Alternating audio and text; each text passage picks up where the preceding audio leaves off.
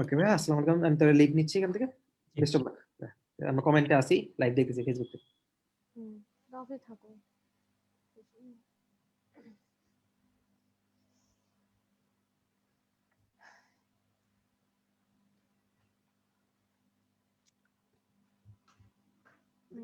Best of lakh.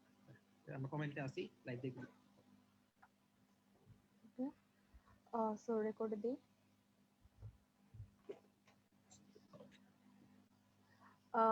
আসসালামু আলাইকুম সবাইকে স্বাগতম জানাচ্ছি আজকে এসএসসি 2021 শর্ট সিলেবাস ক্রাশ কোর্সে সেকেন্ড ক্লাসে। তো আজকে আমাদের সাথে ইনস্ট্রাক্টর হিসেবে আছেন আহসানুল্লাহ ভাইয়া। আর আমরা সবাই জানি ভৌত রাশি পরিমাপ চ্যাপ্টারটা আমাদের কাছে একটু হলেও বোরিং লাগে, আমাদের পড়তে ভালো লাগে না। কিন্তু আজকের পর থেকে এই ক্লাসটা করলে ইনশাল্লাহ আপনাদের কারোরই এই বোরিং লাগাটা বা খারাপ লাগাটা কাজ করবে না। সো আমাদের ইনস্ট্রাক্টর হিসেবে আছেন আহসানুল্লাহ ভাইয়া, এবং উনি খুব সুন্দরভাবে ক্লাসটাকে করিয়ে দিবেন এবং আপনাদের সবার পছন্দ হবে সেই আশা রেখে আমরা ক্লাসটা শুরু করছি। তো ভাইয়া, আপনি তাহলে আপনার ক্লাসটা শর্ট ইন্ট্রো দিয়ে স্টার্ট করতে পারেন। হ্যালো সবাই, আসসালামু আলাইকুম। কেমন আছো সবাই? আশা করি অনেক অনেক ভালো আছো। আমি টেনমিল স্কুল থেকে হাসান বলছি। তো তোমাদের যে এসএসসি যে শর্ট সিলেবাসটা দিয়েছে তার বেসিসে আমরা যে তোমাদের জন্য ক্র্যাশ কোর্সটা নিয়ে এসেছি। তো তার যে ফিজিক্স সাবজেক্ট তার সেটা আজকে প্রথম ক্লাস। সো আমরা চেষ্টা করব যে আমাদের এই ক্লাসগুলোর মাধ্যমে যাতে তোমাদের অ্যাটলিস্ট তোমাদের যে এই লম্বা একটা সময় যে গ্যাপ তৈরি হয়েছে, তারপর পাশাপাশি পড়াশোনা নিয়ে আমাদের যে একটু মাথার মধ্যে মিসকনসেপশন তৈরি হয়ে গিয়েছে যে মানে সিলেবাসটা এরকম হলো, তো এখন আমাদের কিভাবে পড়তে হবে বা কোন কোন চ্যাপ্টারে যে খুঁটিনাটি বিষয়গুলো আছে যেগুলো আমরা সচরাচর ইম্পর্টেন্সি দেই না, বাট সেগুলোকেও এখন ইম্পর্টেন্সি দিতে হবে। এই রিলেটেড জিনিসগুলো নিয়ে তোমাদেরকে আলোচনা করা হবে, প্লাস হচ্ছে ভালোভাবে জিনিসগুলো বোঝানোর জন্য যা কিছু করা দরকার সেটা আমি তোমাদের সাথে অল্প একটু করে চেষ্টা করব যে তোমাদের যেন একটু সুবিধা করা যায়, একটু হেল্প করা যায়, যাতে আমরা পরীক্ষা হলে বসে আমাদের বুক না কাঁপে, আমরা যেন একদম ফুল কনফিডেন্স নিয়ে পরীক্ষা দিতে বসতে পারি। সো তাহলে আমি যদি তোমাদের আগে একটু তোমাদের সিলেবাসটা একটু দেখাই। আবারও আমরা লাইভ যখন ক্লাস নিয়েছিলাম আমি এবং তোমাদের ইমরান ভাইয়া, তখন দেখাইছিলাম যে আমাদের চ্যাপ্টারগুলো কি কি এবং কিভাবে চ্যাপ্টারগুলো ভাগ করে নিলে আমাদের সুবিধা হবে, যে আমরা কোন চ্যাপ্টার থেকে কয়টা সিকিউ টার্গেট করে পড়বো। সো দেখো, আমাদের 5টা চ্যাপ্টার এবং সিকিউ থাকবে কয়টা? 8টা থাকবে। তো আমি যে সিনারিওটা বা যে জিনিসটা গেস করছি তোমাদের জন্য সেটা হচ্ছে যে আমাদের চ্যাপ্টার 2 মানে গতি, chapter 4 work energy and power কাজশক্তি ক্ষমতা, চ্যাপ্টার 11 চলতড়িৎ বা কারেন্ট ইলেকট্রিসিটি, এই 3টা চ্যাপ্টার থেকে তুমি মোটামুটি কনফার্ম থাকো যে 2টা করে সিকিউ তুমি পাচ্ছ। কারণ এই প্রত্যেকটা চ্যাপ্টার, এই কয়েকটা সবগুলো চ্যাপ্টারেই যথেষ্ট পরিমাণ ম্যাথমেটিক্যাল টার্ম আছে, যথেষ্ট পরিমাণ ম্যাথমেটিক্যাল প্রবলেম দেওয়া যায়, প্লাস থিওরিটিক্যাল অনেক ব্যাপার স্যাপারও আছে। মানে এখানে আসলে ক্রিয়েটিভিটি দেখানোর অনেক জায়গা আছে। আর তাই এখান থেকে প্রত্যেকটা থেকে 2টো করে সিকিউ তুমি পাবে, তাতে কোনো সন্দেহ নেই। এরপরে হচ্ছে বাকি থাকছে আমাদের 2টা সিকিউ এবং হাতে হাতে আছে 2টা চ্যাপ্টার, আছে চ্যাপ্টার 1 এবং চ্যাপ্টার 8। এখানে যে বিষয়টা হচ্ছে যে চ্যাপ্টার 8 এ আসলে সেই অর্থে তেমন ম্যাথমেটিক্যাল টার্ম নেই, সেখানে শুধুমাত্র জ্যামিতিক বিষয় নিয়ে আমাদের আলোচনা থাকে। তো জ্যামিতিক বিষয় নিয়ে যেহেতু আলোচনা থাকে, এখানে যেহেতু গাণিতিক ভাবে প্রশ্ন ঘুরানো পেঁচানোর সুযোগটা কম, সেহেতু আমরা এক্সপেক্ট করতে পারি যে এখান থেকে আমরা একটাই প্রশ্ন পাবো এবং আরেকটা প্রশ্ন পাবো আমরা আমরা আমাদের চ্যাপ্টার 1 থেকে, অর্থাৎ ভৌত রাশি এবং পরিমাপ থেকে। সো মোটামুটি তুমি যদি এইভাবে প্ল্যান করো যে চ্যাপ্টার 1 থেকে একটা সিকিউ থাকবে, চ্যাপ্টার 2 থেকে 2টা, 4 থেকে 2টা, আলো থেকে একটা এবং তড়িৎ থেকে, চলতড়িৎ থেকে 2টা, তাহলে তুমি কিন্তু 8টা সিকিউ কনফার্ম করতে পারছো। বাট ডেফিনেটলি আমাদের তো 8টা সিকিউ করতে অ্যান্সার করতে হবে না, আমাদের 5টা সিকিউ অ্যান্সার করতে হবে। সো আমরা কিন্তু তাই বলে এটা ভাববো না যে আমরা এখন কোন একটা চ্যাপ্টার এলিমিনেট করে দিব। কারণ আমরা যখন 14টা চ্যাপ্টার পড়ে এসেছি তখন খুব সহজে কয়েকটা চ্যাপ্টার আমরা এলিমিনেট করে দিতে পেরেছি, বাট আমরা এখন কোনো চ্যাপ্টারে এলিমিনেট করতে পারবো না। কারণ খুবই স্বাভাবিক, সিলেবাস কম, তুমি যে জিনিস আগে পড়ো নাই হয়তো সেখান থেকেও তোমাকে প্রশ্ন দিয়ে দিতে পারে। তো কোনো কিছুই বাদ যাবে না, মানে বাদ যাবে না একটি শিশু আর কি, এরকম ভাবে চিন্তা করে নাও। তো তাহলে আমরা আসলে আজকে শুরু করব তোমাদের চ্যাপ্টার 1 থেকে। তোমরা হয়তো জানো যে তোমাদের এই ক্লাসগুলো আমি এবং তোমাদের ইমরান ভাই আমরা দুইজন মিলে নিচ্ছি। সো আমি তোমাদের চ্যাপ্টার 1, চ্যাপ্টার চ্যাপ্টার 1 এর পরে চ্যাপ্টার 2 নিব, 8 না, চ্যাপ্টার 2 এন্ড হচ্ছে চ্যাপ্টার 8। এই 3টা চ্যাপ্টার আমি বোঝানোর চেষ্টা করব আমার সাধ্যমতো। সো আশা করি তোমরা এ থেকে বেনিফিটেড হবে। সো তাহলে আশা করি আমরা কোশ্চেন প্যাটার্নটা বুঝে গেছি। আর সাথে রয়েছে তোমাদের সিকিউ এর বিষয়গুলো, এমসিকিউ এর বিষয়গুলো। এমসিকিউ এর বিষয়গুলোর জন্য খেয়াল রাখবে যে আসলে এটার সাজেশন একটাই আমি দিব, সেটা হচ্ছে বইয়ের সকল সাদাংশ ব্যতীত যা কিছু আছে সব তোমাকে পড়তে হবে। মোস্ট ইম্পর্টেন্টলি ট্রিভিয়াল যে ইনফরমেশন গুলো আছে, যেগুলো হচ্ছে তোমার সম্পূর্ণ জ্ঞানমূলক প্রশ্ন, সেগুলোর জন্য তুমি যদি বইয়ের এ টু জেড একদম কোনাকানা পর্যন্ত না পড়ো, তাহলে কোশ্চেন মিস হওয়া কিন্তু খুব মানে ইজি হয়ে যাবে, মানে দেখা যাবে যে তুমি মিস করে ফেলতেছো। আর হচ্ছে তোমাদের ম্যাথমেটিক্যাল প্রবলেমস যেগুলো থাকে এমসিকিউ তে, সেগুলো সলভ করার জন্য পর্যাপ্ত পরিমাণে প্র্যাকটিস এবং আমাদের এই লাইভ ক্লাসগুলো করার মানে বিকল্প কোনো অপশন নেই। ঠিক আছে, সো আস্তে আস্তে আমরা পড়তে পড়তে বুঝে যাব যে কোনটা পড়তে হবে, মানে কিভাবে প্র্যাকটিস করতে হবে, এবং পড়ার মাঝখানে আরো বিস্তারিত ইনস্ট্রাকশন আমি দেওয়ার চেষ্টা করব তোমাদেরকে। তো তাহলে চলো আমরা হাঁটি হাঁটি পা পা করে আমাদের যে চ্যাপ্টার 1 এখান থেকে আমরা শুরু করি, অর্থাৎ আমাদের physical quantities and their measurement বা ভৌত রাশি ও তার পরিমাপ। তো একটু বলে রাখি যে সেই আদিকাল থেকে এই চ্যাপ্টারটায় আমরা তেমন কোনো প্রায়োরিটি দিতাম না। হয়তো এই চ্যাপ্টারটা শুধুমাত্র আমরা যখন 9 এ প্রথম প্রথম উঠতাম, আমাদের প্রথম টার্ম যে পরীক্ষাগুলো থাকতো সেখানে হয়তো এখান থেকে প্রশ্ন আসতো, ভাইয়া এটা মানে খুব রেয়ার কেসেই বোর্ডে এই চ্যাপ্টার থেকে প্রশ্ন আসে। তো আমরা প্রায়োরিটি দেইনি তখন, বাট এখন কি করতে হবে, এখন কিন্তু আমাদের চ্যাপ্টারটা খুব ভালোভাবে প্রায়োরিটি দিতে হবে, কারণ এখান থেকে যে কোশ্চেন আসবে তাতে কোনো সন্দেহ নেই। সো চ্যাপ্টারটা আসলে কঠিন না, আমরা আসলে অনেকে প্র্যাকটিস কম করি, তাই যে এই চ্যাপ্টারের পেজগুলো উল্টালে আমাদের কাছে একটু মানে মনে হয় যে অদ্ভুত অদ্ভুত কি যেন জিনিস দেখতেছি। স্পেশালি হচ্ছে তোমাদের বিভিন্ন মৌলিক রাশির যে সংজ্ঞাগুলো, ওগুলো তো খুবই কঠিন লাগে আমাদের কাছে, বাট ওই সংজ্ঞাগুলো কিন্তু আমরা মুখস্থ করবো। যাই হোক, চ্যাপ্টারে ঢোকার আগে চ্যাপ্টার অনেক আলোচনা করে ফেলতেছি। তো চলো আমরা আসলে দেখি যে আমাদের এই চ্যাপ্টার থেকে শর্ট সিলেবাস হিসেবে আমাদের বোর্ড কর্তৃক কি কি আলোচনা তারা দিয়েছে। তো নাম্বার 1 আছে পরিমাপের যন্ত্রপাতি, মানে আমরা যে বিভিন্ন রাশি পরিমাপ করি সেটার জন্য যে রিলেটেড যন্ত্রপাতি গুলো আছে সেগুলো নিয়ে আমরা কাজ করব প্রথমে। দেন হচ্ছে স্কেল, এখানে স্কেল বলতে মূলত স্ক্রু গজ এবং স্লাইড ক্যালিপার্স রিলেটেড যে বিষয়গুলো সেটা ইন্ডিকেট করা হয়েছে। এন্ড দেন হচ্ছে পরিমাপের ত্রুটি ও নির্ভুলতা, এখানে কিছু ক্যালকুলেশনের ব্যাপার আছে বা কিছু এখানে টেকনিক্যালিটিস বিষয় আছে। তো এই কয়েকটা বিষয় হচ্ছে বোর্ড মানে নির্ধারিত করে দিয়েছে, বাট এই কয়েকটা বিষয় ছাড়াও কয়েকটা জিনিস আছে, মানে কিছু দরকারি আলোচনা আছে যেটা না জানলে আমাদের আসলে প্রতি ধাপে ধাপে পস্তাইতে হবে। কেন? কারণ মাত্রা, তারপর হচ্ছে তোমার দশের গুণিতকের ব্যবহার, এছাড়া মৌলিক রাশির যে প্রতীকগুলো সেগুলো না জানলে মাত্রা বের করা যায় না। মানে এই টাইপের জিনিসগুলো মানে ফান্ডামেন্টাল জিনিস, যেগুলো আসলে সরাসরি হয়তো তোমার পরীক্ষায় আসবে না, বাট এগুলো তোমাকে প্রতি পদে পদে হেল্প করবে যদি এগুলা জানো, তোমাকে খুব সহজ করবে। সো আমরা এগুলো নিয়ে একটু খানিকটা আলোচনা করার চেষ্টা করব। সো তাহলে আমরা চলো শুরু করি, এবং আমরা তাহলে শুরু করছি আমাদের পরিমাপের যন্ত্রপাতি দিয়ে। সবাই একটু ঠান্ডা মাথায় বসে পড়ো, কারণ এখন থেকে আমরা আমাদের মূল পড়া শুরু করব, এবং গুরুত্বপূর্ণ জিনিসগুলো তোমরা অবশ্যই অবশ্যই নোট করবে। দেখা যাচ্ছে আমি যে তোমাদের যতগুলো কথা বলবো সব কথাই তো আর তোমরা নোট আকারে পাবে না, রাইট? সো যেগুলো মনে হয় তোমাদের জন্য ইম্পর্টেন্ট বা যে ইনফরমেশন তোমরা আগে জানতে না এখন নতুন করে জানছো বা নতুন করে বুঝতেছো, সেগুলো তোমার জন্য খুব হেল্পফুল হবে যদি তুমি একটু নোট করে রাখো। তো দেখো আমরা এখানে কি দেখতে পাচ্ছি, আমরা আসলে পরিমাপের যন্ত্রপাতি দেখতে পাচ্ছি। আমরা কি পরিমাপের যন্ত্রপাতি দেখতে পাচ্ছি? আমরা এটাকে চিনি, রাইট? এটাকে বলে স্লাইড ক্যালিপার্স, এটাকে বলে স্ক্রু গজ, এটাকে বলে নিকপি, তারপর হচ্ছে এটা হচ্ছে আমাদের স্টপওয়াচ। এটা আসলে একটা অ্যানালগ স্টপওয়াচ, এখন আসলে এগুলোর ব্যবহার মানে খুব একটা নেই বললে চলে। আমি এটা খুব কম দেখেছি, আমি মূলত ল্যাবে এখন ডিজিটাল স্টপওয়াচ সেটাই দেখে এসেছি। এটা হচ্ছে একটা ডিজিটাল থার্মোমিটার, এটা দিয়ে বিভিন্ন কিছু তাপমাত্রা পরিমাপ করা হয়।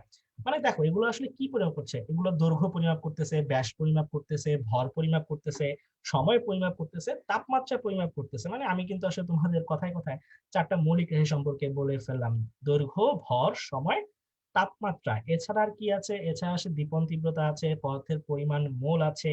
সো এইসব জিনিসগুলো মোটামুটি হচ্ছে আমরা একটু জাস্ট থিওরিটিক্যাল জিনিসপত্র পড়বো। তোমরা চ্যাপ্টারের শুরুতে অবশ্যই দেখবে বিভিন্ন ট্রিভিয়াল ইনফরমেশন আছে, মানে সায়েন্সের বিভিন্ন হিস্ট্রি আছে।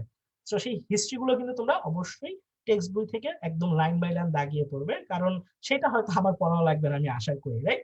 সো তাহলে আমরা মূলত যে দুইটা জিনিস পড়বো সেটা হচ্ছে স্লাইড ক্যালিপার্স এবং স্ক্রু গজ, কারণ এই সিকিউ গুলো এখান থেকে আসবে। তো চলো তাহলে আমরা আমাদের এই স্লাইড ক্যালিপার্স নিয়ে যাত্রা শুরু করে দেই। তো এই স্লাইড ক্যালিপার যন্ত্রটা দেখতে অনেকটা এরকম, তোমরা অনেকে হয়তো দেখেছো, অনেকে হয়তো সামনাসামনি দেখে থাকোনি। সো এই স্লাইড ক্যালিপার্স যন্ত্রটা দিয়ে আসলে আমরা যে কাজটা করতে পারি, যে আমাদের কাছে নরমালি যে স্কেল গুলো আমরা থাকি যে ব্যবহার করি, জ্যামিতি বক্সের মধ্যে স্কেল গুলো থাকে, সেই স্কেল গুলো আসলে দিয়ে আমরা আসলে কোনো কিছু দৈর্ঘ্য মাপতে পারি, বাট সূক্ষ্মভাবে মাপতে পারি না। সাপোজ মিলিমিটারের মাঝামাঝি কোনো একটা জায়গায় যদি কোনো একটা বস্তুর দৈর্ঘ্য তুমি মাপতে চাও, ওই স্কেলটা দিয়ে মাপলে তুমি একটা চোখের আন্দাজে আইডিয়া করতে পারবা, বাট এক্স্যাক্টলি একটা ফিগার মানে সংখ্যা দিয়ে তুমি ফিগার আউট করতে পারবা না বস্তুটার দৈর্ঘ্য কত। বাট এই কাজটা করতে পারে একটা স্লাইড ক্যালিপার্স। তো এই স্লাইড ক্যালিপার্স কে আবিষ্কার করেছেন? স্লাইড ক্যালিপার্স আবিষ্কার করেছেন। ভাইয়া আমি একটু ইন্টারাপ্ট করব, ভয়েসটা আরেকটু ক্লিয়ার হতে বলছে, মানে কমেন্টে ভয়েসটা আরেকটু ক্লিয়ার আবার আরেকটু লাউড করতে বলছে। আচ্ছা ঠিক আছে, ডেফিনেটলি আমি একটু লাউড বলবো, কোনো সমস্যা নেই। সো যেটা বলতেছিলাম যে এই স্লাইড ক্যালিপার্স যে এটা আবিষ্কার করেন বিজ্ঞানী পিয়েরে ভার্নিয়ার, এবং উনি আসলে এই জিনিসটার জনক। তো উনি যখন এই স্লাইড ক্যালিপার্সটা আবিষ্কার করেছিলেন তখন এটার চেহারাটা কিন্তু আসলে এরকম ছিল না।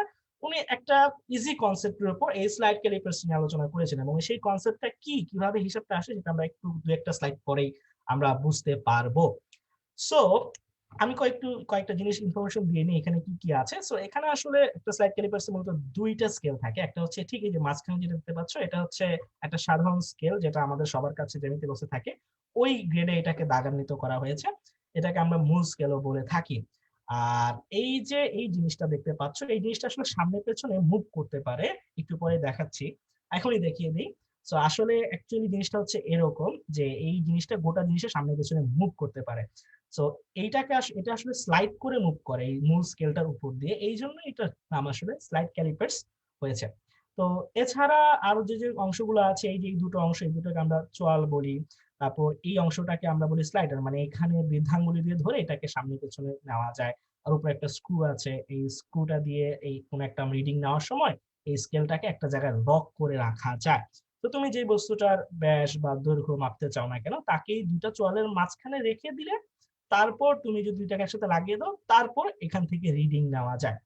এখন প্রশ্ন হচ্ছে যে এখানে আসলে হচ্ছেটা কি, বা এখানে রিডিংটা কেমন বা কি আছে সেটাই বুঝতে হবে। খুব ভালো করে যদি খেয়াল করে দেখো যে এই যে ছোট্ট স্কেলটা, এই যে গোটা জিনিসটা যে মুভ করতেছে, এর এখানে আবার ছোট ছোট কিছু দাগ কাটা আছে, মানে এখানে একটা ছোট্ট স্কেল আছে। তো এই যে এই স্কেলটাই হচ্ছে আসলে ভার্নিয়ার স্কেল। তো এইখানে আসলে সকল কারসাজি লুকিয়ে আছে, যার সাহায্যে স্কেলটা দিয়ে তুমি কোন একটা বস্তুর দৈর্ঘ্য, এই যে মিলিমিটার দেখছো এখানে ছোট ছোট ছোট, তার থেকেও সূক্ষ্ম জায়গায় মাঝখানে কোন একটা বস্তুর দৈর্ঘ্য থাকলে সেটা তুমি সংখ্যাগতভাবে ফিগার আউট করতে পারবা। সো কিভাবে জিনিসটা কাজ করে সেটা বোঝার জন্য আমরা একেবারে একটা simple form of slide callipers নিব, মানে একদম প্রাথমিক কনসেপ্টটা যেভাবে এসেছে সেটা। সো এভাবে আমরা স্লাইড ক্যালিপার্স এর কার্যকারিতা বুঝতে পারবো এইভাবেই। সো অ্যাকচুয়ালি আমাদের পিয়েরে ভার্নিয়ার উনি যখন এই স্লাইড ক্যালিপার্সটা আবিষ্কার করেন, ওনার ফান্ডামেন্টাল কনসেপ্টটা ছিল অনেকটা এরকম, যেরকমটা তোমরা ছবিতে দেখতে পাচ্ছ। দেখো এখানে আমরা আসলে দুইটা স্কেল দেখতে পাচ্ছি, রাইট? সো এই নিচের স্কেলটা হচ্ছে একদম সাধারণ একটা স্কেল, আর উপরের যে ছোট্ট একটা স্কেল দেখতে পাচ্ছ, এইটা হচ্ছে আসলে ভার্নিয়ার স্কেল, মানে এটা হচ্ছে মূল স্কেল বলে, এটাকে হচ্ছে ভার্নিয়ার স্কেল বলে। তো এখন এই ভার্নিয়ার স্কেলের কাহিনীটা কি, এইখানে সবাই একটু প্রপারলি মনোযোগ দাও, কারণ এতক্ষণ ধরে যে কথাগুলো বলে এসেছি এগুলো মনে না রাখলেও চলবে, বাট এই জায়গাটাই তুমি মিস করে ফেললে তোমার আসলে গোটা জিনিসটার মধ্যে একটা কনসেপচুয়াল প্রবলেম থাকবে। সো লেটস সি, আমরা যদি একটু ভার্নিয়ার স্কেলটা দিকে খেয়াল করি, আমরা কি দেখছি যে এখানে কিছু দাগ কাটা আছে অ্যাজ ইউজুয়াল স্কেলে যেরকম থাকে 0 1 2 3 4 5 7 8 9, আবার 0, ধরো এটা 10, 9 এর পরে 10, মানে আমরা বলতে পারি যে এখানে আসলে 10টা ভাগ আছে, তাই তো? সো একটু খেয়াল করো, সো এইখানে যে 10টা ভাগ আছে, এই 10টা ভাগের দৈর্ঘ্য যদি আমি মূল স্কেল দিয়ে মাপতে যাই, কোথায় গিয়ে শেষ হচ্ছে? এই যে এই জায়গায়। তার মানে আমরা বলতে পারি যে আমাদের এই ভার্নিয়ার স্কেলের মধ্যে সমানভাবে 10টা ভাগ আছে, এবং এই 10টা ভাগের দৈর্ঘ্য হচ্ছে 9 মিলিমিটার, রাইট? সো যেহেতু এই 10টি ভাগের দৈর্ঘ্য হচ্ছে 9 মিলিমিটার, তাহলে আমরা কি একটু হিসাব করে বলতে পারবো যে এইখানে এক একটা ভাগের দৈর্ঘ্য তাহলে কত হবে? হ্যাঁ, খুব সিম্পলি আমরা এই কাজটা করতে পারবো। এই ভার্নিয়ার স্কেলের প্রত্যেকটা ভাগের দৈর্ঘ্য হবে 9 মিলিমিটারকে 10 দিয়ে ভাগ দাও, পেয়ে যাচ্ছ 0.9 মিলিমিটার। তার মানে এই ভার্নিয়ার স্কেলের প্রত্যেকটা ভাগ হচ্ছে 0.9 মিলিমিটার, মনে রাখবা। এখন খেয়াল করো, এখানে প্রত্যেকটা ভাগ যেহেতু 0.9 মিলিমিটার, এবং আমাদের এই যে মূল স্কেল, এটা তো মিলিমিটারে দাগ কাটা, 1 2 3 এভাবে মিলিমিটারে যাচ্ছে। তো তার মানে আমরা যদি চিন্তা করি যে আমাদের যে মূল স্কেলটা আছে, এই স্কেলের প্রত্যেকটা ইন্ডিভিজুয়াল যে ভাগ, সেগমেন্ট, এগুলো কতটুকু করে হচ্ছে, এগুলো প্রত্যেকটা কিন্তু 1 মিলিমিটার করে হচ্ছে, রাইট? তো তার মানে এখান থেকে এই পর্যন্ত 1 মিলিমিটার, বাট ভার্নিয়ার স্কেলে এখান থেকে এই পর্যন্ত কিন্তু 1 মিলিমিটার না, সেটা হচ্ছে 0.9 মিলিমিটার। আর এই জন্যই ভালো করে খেয়াল করে দেখো যে এখানে আমাদের যে এই এক নম্বর দাগটা আছে ভার্নিয়ার স্কেলে, সেটা কিন্তু ভার্নিয়ার মূল স্কেলের 1 নম্বর দাগের সাথে ম্যাচ করেনি, একটু পিছিয়ে আছে, কারণ ওইটা আসলে ছোট। তো তার মানে এখানে ভার্নিয়ার স্কেলের প্রতিটা ভাগের দৈর্ঘ্য 0.9 মিলিমিটার, মূল স্কেলের প্রতিটা ভাগের দৈর্ঘ্য 1 মিলিমিটার। তাহলে আমরা ক্যালকুলেশন করে পাচ্ছি যে ভার্নিয়ার স্কেলের এক একটা ভাগ মূল স্কেলের যে এক একটা ভাগ অর্থাৎ 1 মিলিমিটার থেকে কতটুকু ছোট, সেটা হচ্ছে 0.1 মিলিমিটার ছোট। এবং এটা হচ্ছে মোস্ট ইম্পর্টেন্ট কনসেপ্ট, মানে এই জিনিসটা তোমাকে বুঝতে হবে। এটা যদি মাথায় রাখতে পারো তাহলে তুমি ভার্নিয়ার স্কেল নিয়ে যা খুশি তাই করতে পারবা। সো তাহলে আমরা এখন কি বলতে পারি, এই যে 0.1 মিলিমিটার, এটাকে আসলে ভার্নিয়ার কনস্ট্যান্ট বলে বা ভার্নিয়ার ধ্রুবক বলে, যেটা আমাদের ম্যাথমেটিক্যাল ক্যালকুলেশনে দরকার পড়ে। তো তাহলে একটু খেয়াল করো, এই ভার্নিয়ার কনস্ট্যান্ট ভার্নিয়ার ধ্রুবকটা আসলে কি। ভার্নিয়ার ধ্রুবকটা হচ্ছে আসলে এই যে ভার্নিয়ার স্কেলের ক্ষুদ্রতম এক ভাগ মূল স্কেলের ক্ষুদ্রতম এক ভাগ অর্থাৎ 1 মিলিমিটার থেকে কতটুকু ছোট, সেটা হচ্ছে ভার্নিয়ার কনস্ট্যান্ট। সো তাহলে আমরা যদি আরেকভাবে এই সংজ্ঞাটা দিব, একটু বুঝতে পারবো পরে যে এখানে কি হচ্ছে।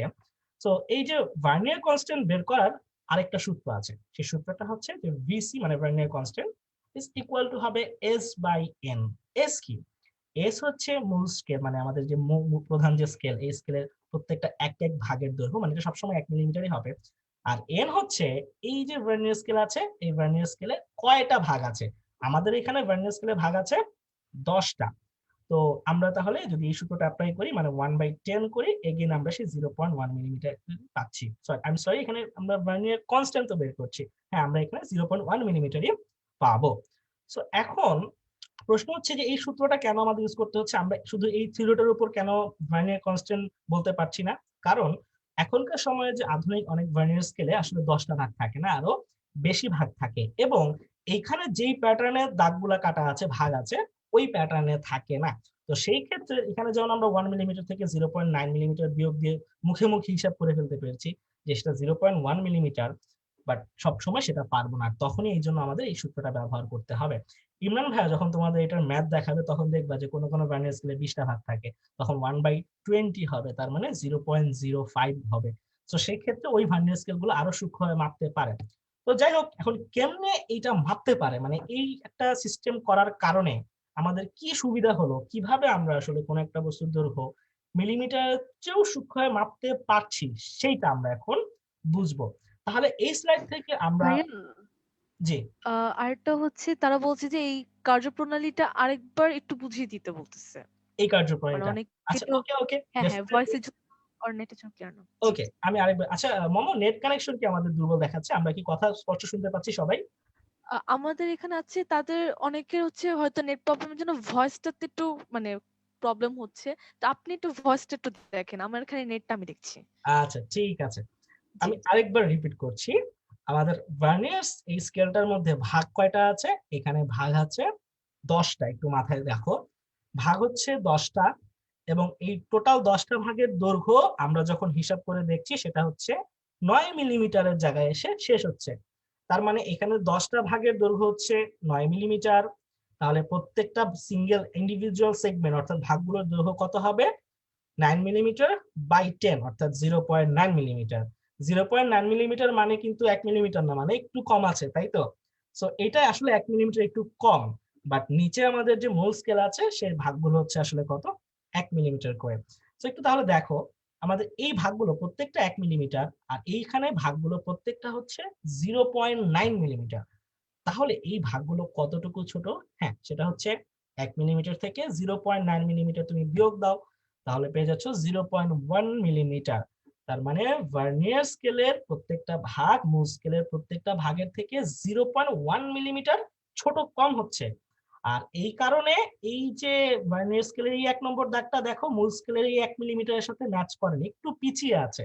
এবং এটা কতটুকু পিছিয়ে আছে তুমি কিন্তু ইজিলি বলতে পারো এটা পিছিয়ে আছে 0.1 মিলিমিটার পিছিয়ে আছে। মানে বিষয়টা হচ্ছে যে তার মানে আমরা যদি আমাদের এই ভার্নিয়ার স্কেলটাকে এখন সামনের দিকে ঠিক 0.1 মিলিমিটার একটু ঠেলে দেই, তাহলে এই 1 নাম্বার দাগটা মিলে যাবে, মানে এখানে মূল কারসাজিটা লুকিয়ে আছে। তো যাই হোক, এই 0.1 মিলিমিটারকে আসলে আমরা ভার্নিয়ার কনস্ট্যান্ট হিসেবে জানতে পারবো। সো এটাই আমরা মনে রাখবো এখান থেকে, যে ভার্নিয়ার কনস্ট্যান্ট হচ্ছে মূল স্কেলের ক্ষুদ্রতম এক ভাগের থেকে ভার্নিয়ার স্কেলের যে ক্ষুদ্রতম এক ভাগ সেটা আসলে কতটুকু ছোট, এই জিনিসটা মাথায় রাখবা। এবং এটা সূত্র হচ্ছে VC is equal to S by N. S হচ্ছে এখানে 1 মিলিমিটার, মানে মূল স্কেলের ক্ষুদ্রতম এক ভাগ, আর হচ্ছে এন হচ্ছে এই ভার্নিয়ার স্কেলের মধ্যে কয়টা ভাগ আছে। ইন দ্যাট কেসে আমাদের এখানে ভাগ আছে 10টা, তাই এখানে আমরা ক্যালকুলেশন করলে সেই 0.1 মিলিমিটারই আবার পাচ্ছি।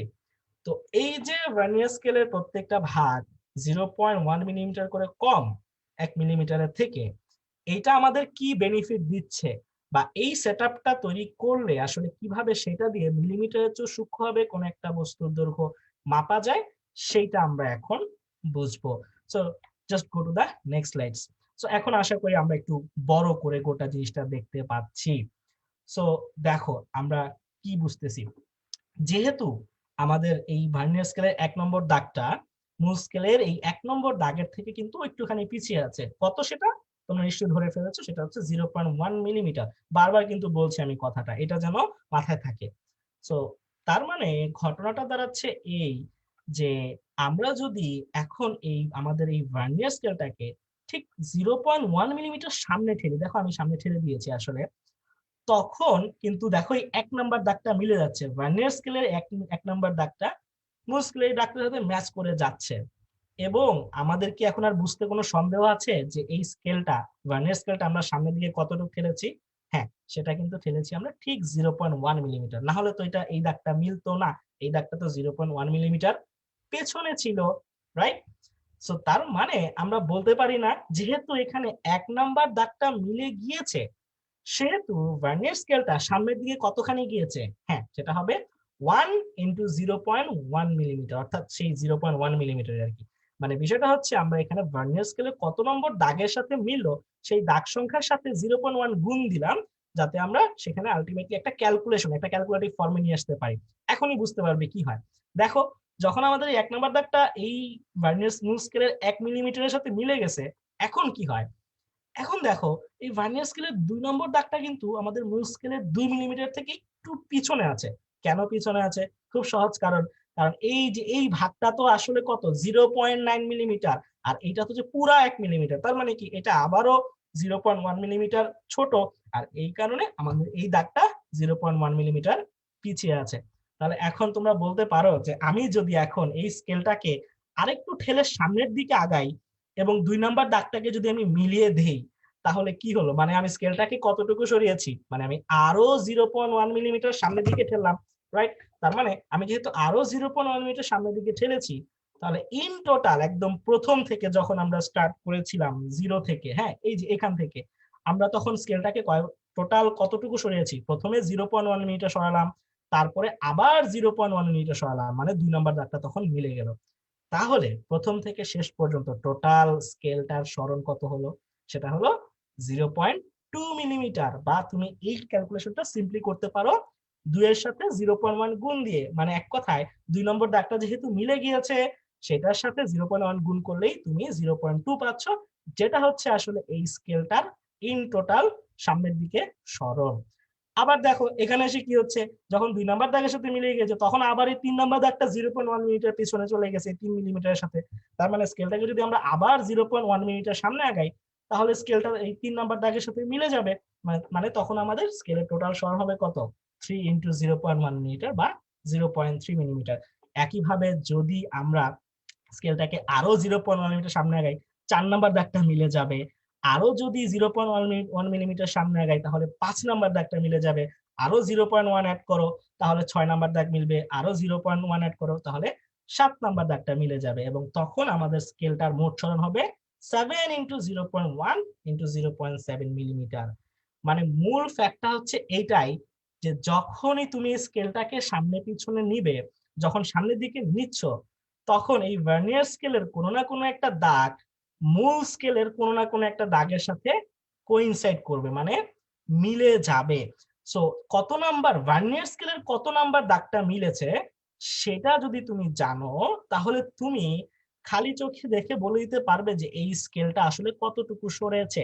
মানে এখন এই মুহূর্তে স্কেলটা যে এখান থেকে এই পর্যন্ত এসেছে, সরেছে, এটা কিন্তু তুমি খালি চোখে যখন মিলিমিটার স্কেলে দেখতে এই সামান্য পার্থক্যটা বুঝতে পারতে না। বাট তুমি দেখতে পাচ্ছ যে এখানে 7 নাম্বার দাগটা মূল স্কেলের এই দাগের সাথে মিলে গিয়েছে, তখন তুমি ইজিলি 7 এর সাথে 0.1 মিলিমিটার গুণ দিয়ে বের করে ফেললে 0.7 মিলিমিটার। মানে তুমি কিন্তু হিসাবটা পেয়ে গেলে যে স্কেলটা এখন 0.7 মিলিমিটার সরে গিয়েছে। একইভাবে 8 নাম্বার দাগের সাথে যদি মিলে যায়, মানে আরো 0.1 মিটার আগাবে, মানে তখন সমান হবে 0.8 মিলিমিটার। 9 নাম্বার দাগের সাথে মিলে গেলে 0.9 মিলিমিটার। এবং 10 নাম্বার দাগ, মানে এটাকে আমরা 0 রেখেছি, দেখো 10 নাম্বার দাগের সাথে যদি মিলে যায় তাহলে সেটা হবে 0. কত, 0 হবে না, সেটা হবে এক্স্যাক্টলি 1 মিলিমিটার, কারণ সেখানে 10 ইন্টু 0.1 করলে তো 1 মিলিমিটার হয়। এবং খুব ভালো করে খেয়াল করে দেখো, আমরা যখন শুরু করেছিলাম আমাদের এই ভার্নিয়ার স্কেলের যে জিরো, এই জিরোটা কোথায় ছিল, এই 0 মিলিমিটারের জায়গায় ছিল না, বাট এখন সে কোথায় চলে আসে, এক্স্যাক্টলি 1 মিলিমিটারের জায়গায় চলে আসছে। তার মানে কিছু বুঝতে পারলে? হ্যাঁ, যেহেতু আমরা এই ক্যালকুলেশন থেকেও দেখতে পাচ্ছি যে আমাদের স্কেলটার এখন টোটাল সরণ হওয়া উচিত কত, 1 মিলিমিটার, এবং এই স্কেলটা আসলে 1 মিলিমিটার সরেছে বলেই জিরো দাগটা 1 মিলিমিটার 0 মিলিমিটার থেকে 1 মিলিমিটারের দাগে এসে ম্যাচ করে গিয়েছে। এবং এটাই হচ্ছে আসলে মূল টপিক, যে এই জিনিসটা যদি আমরা বুঝতে পারি তাহলে আমরা আসলে ভার্নিয়ার স্কেলের সাথে খুব সহজে ইজিলি ক্যালকুলেশন করতে পারবো। তাহলে এখন একটু খেয়াল করো, আমরা 0 থেকে স্টার্ট করেছিলাম, আবার 0-তে ফিরে আসলাম, এবং তখন দেখলাম এই পাশে আমাদের এই দাগটাও আসলে 10 নম্বর দাগটাও মিলে যাচ্ছে। মানে বিষয়টা হচ্ছে আমাদের আসলে 10 নম্বর দাগ দেখার প্রয়োজন নেই, কারণ সেটা তখন 0 নাম্বার দাগের সাথে মিলে যাচ্ছে। আর এই কারণে আমাদের এই ভার্নিয়ার স্কেলে 1 থেকে 9 পর্যন্ত দাগ থাকে, বাট 10 নাম্বার দাগটা আমরা আসলে 10 হিসেবে কাউন্ট করি না, সেটাকে আমরা আসলে 0 হিসেবেই কাউন্ট করি। সো দ্যাটস দ্য রিজন যে এখানে 10 লেখা নেই। সো তাহলে এখন একটু মমো একটু দেখো তো, আমরা স্টুডেন্টের রেসপন্স নিয়ে দেখি যে আমরা এই পার্টটা সবাই কি বুঝতে পেরেছি কিনা। যদি কারো এই পার্টটাই বুঝতে সমস্যা থাকে আমাকে একটু জানাবা, আমি আবার এই জিনিসটা সবার জন্য এক্সপ্লেইন করব। জি ভাইয়া, কয়েকজন বলছে যে ভিসি বলতে কি বোঝাচ্ছে, কি ভার্নিয়ার কনস্ট্যান্ট ক্যালিপার? হ্যাঁ, ভার্নিয়ার কনস্ট্যান্ট মানে হচ্ছে VC, V for vernier, C represent constant, vernier constant. So এখানে ভার্নিয়ার কনস্ট্যান্টটা হচ্ছে 0.1 মিলিমিটার, এবং এটা আসলে আমি তোমাদের একটু হিসেব করে দেখিয়েছি, যোগ বিয়োগের হিসেব করে দেখিয়েছি। বাট সব সময় যে স্কেলে এই কনস্ট্যান্টের মান হচ্ছে 0.1 থাকবে তা না, বাট ওটা নিয়ে আমরা এখন ভাববো না। আমাদের মোহাম্মদ ইন্টারেস্টিং বিষয় কি জানো, আমরা যখন ফিজিক্স পড়তে যাই না, আমাদের মধ্যে এমন ভাবে জিনিসটা একটু ঢুকে দেওয়া হয় যে ফিজিক্স সাবজেক্টটা মনে হয় কঠিন, এবং যখন আমাদের মাথার মধ্যে জিনিসটা কঠিন কনসেপ্ট, মানে জিনিসটা কঠিন বুঝে দেওয়া হয়, তখন দেখা যায় কি সহজ জিনিসটাও না আমরা কঠিন ভাবে ভাবতে শুরু করি, আমরা কনফিউজ হয়ে যাই। সো জি ভাইয়া। এটা আমরা চাই না যে আমাদের স্টুডেন্টরা করুক। সো এই জন্যই তোমাদের আমি সবসময় আমি বলবো, স্টুডেন্টদেরকে বলতেছি, আমাদের ফিজিক্সের সবচেয়ে বড় সমস্যা হচ্ছে আমরা কি বুঝি না তাও বুঝি না। ঠিক আছে, এখন আমরা কি বুঝি না তাও বুঝি না এই টেনশনে যেটা আসলে বোঝা দরকার সেটা বোঝার পেছনে আমরা ছুটি না, আমরা অনেক আকাশ পাতাল ভাবতে থাকি, টেনশন করতে থাকি কেমন হবে কি হবে। বাট বিলিভ মি, ফিজিক্স সাবজেক্টটা আসলে অতটাও কঠিন না যতটা কঠিন আশেপাশের পরিবেশ তোমাকে বলার চেষ্টা করে। আমরা ইজিলি যদি একটু বোঝার চেষ্টা করি, বা আমরা যদি চিন্তা করি এটা আসলে একটা ইজি জিনিস, এখানে আসলে এমন কিছু নাই যে যেটা আসলে একজন সাধারণ মানুষের পক্ষে বোঝা সম্ভব না। বিলিভ মি, তুমি যদি একজন সাধারণ স্বল্প শিক্ষিত মানুষ যে কিনা সায়েন্সের স্টুডেন্ট না, তাকেও যদি ফিজিক্সের জিনিসগুলো ভেঙে ভেঙে বোঝাও, সেও বুঝতে বাধ্য থাকবে। সো দেখি আমরা আস্তে আস্তে আস্তে যত সময় যাবে আমরা আস্তে আস্তে ডেভেলপ করতে পারবো। সো যাই হোক, আশা করি আমরা একেবারে 0 থেকে 1 মিলিমিটার পর্যন্ত যে জার্নিটা করলাম স্লাইড ক্যালিপার্সের এই ভার্নিয়ার স্কেলের, এবং দাগ মিলিয়ে আমরা দেখলাম যে প্রত্যেকবার 0.1 মিলিমিটার করে সরালেই 1 নাম্বার 2 নাম্বার 3 নাম্বার এভাবে কনসিকুয়েন্সলি দাগগুলো মিলে যাচ্ছে। তো সেখান থেকে আমরা একটা সিদ্ধান্তে পৌঁছাতে পারি যে ভার্নিয়ার স্কেলের যত নাম্বার দাগটা মিলে যাবে তার সাথে 0.1 মানে ভার্নিয়ার কনস্ট্যান্ট যদি গুণ দেই, তাহলে আমাকে ওই ক্যালকুলেশনটা বলে দিবে যে ভার্নিয়ার স্কেলটা কতটুকু সামনের দিকে চলে আসছে।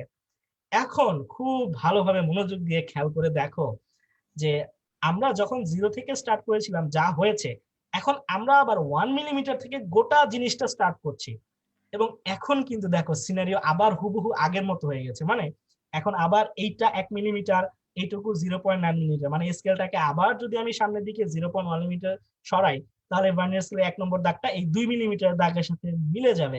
এভাবে 3, 4, 5 সবগুলো হবে প্রতি 1 মিলিমিটার করে আগানোর কারণে মিলতে থাকবে। তো তার মানে বিষয়টা কি, এই যে জিনিসগুলো আমরা দেখলাম। ভাইয়া জি। কয়েকজন বলছে যে এস বাই এন যেটা, সেটা কি আসলে? S by N, S by N হচ্ছে আমরা আলোচনা করেছি মূলত আমাদের যে আগের স্লাইড ছিল, সেই আগের স্লাইডে আমি একটু আরেকবার বলি যে আমি তোমাদের যখন দেখিয়েছি যে এই যে 0.1 আমরা কিভাবে পেলাম, আমরা 1 মিলিমিটার থেকে 0.9 মিলিমিটার বিয়োগ করলাম, রাইট? সো এখানে আমি তোমাদের জিনিসটাকে ম্যানুয়ালি দেখিয়েছি, মানে জাস্ট যোগ বিয়োগের হিসেব দিয়ে দেখিয়েছি। বাট প্র্যাকটিক্যালি যে আমরা যে স্লাইড ক্লিপার্স গুলো এখন ল্যাবে থাকে, সেখানে তো আসলে 10টা ভাগ থাকে না।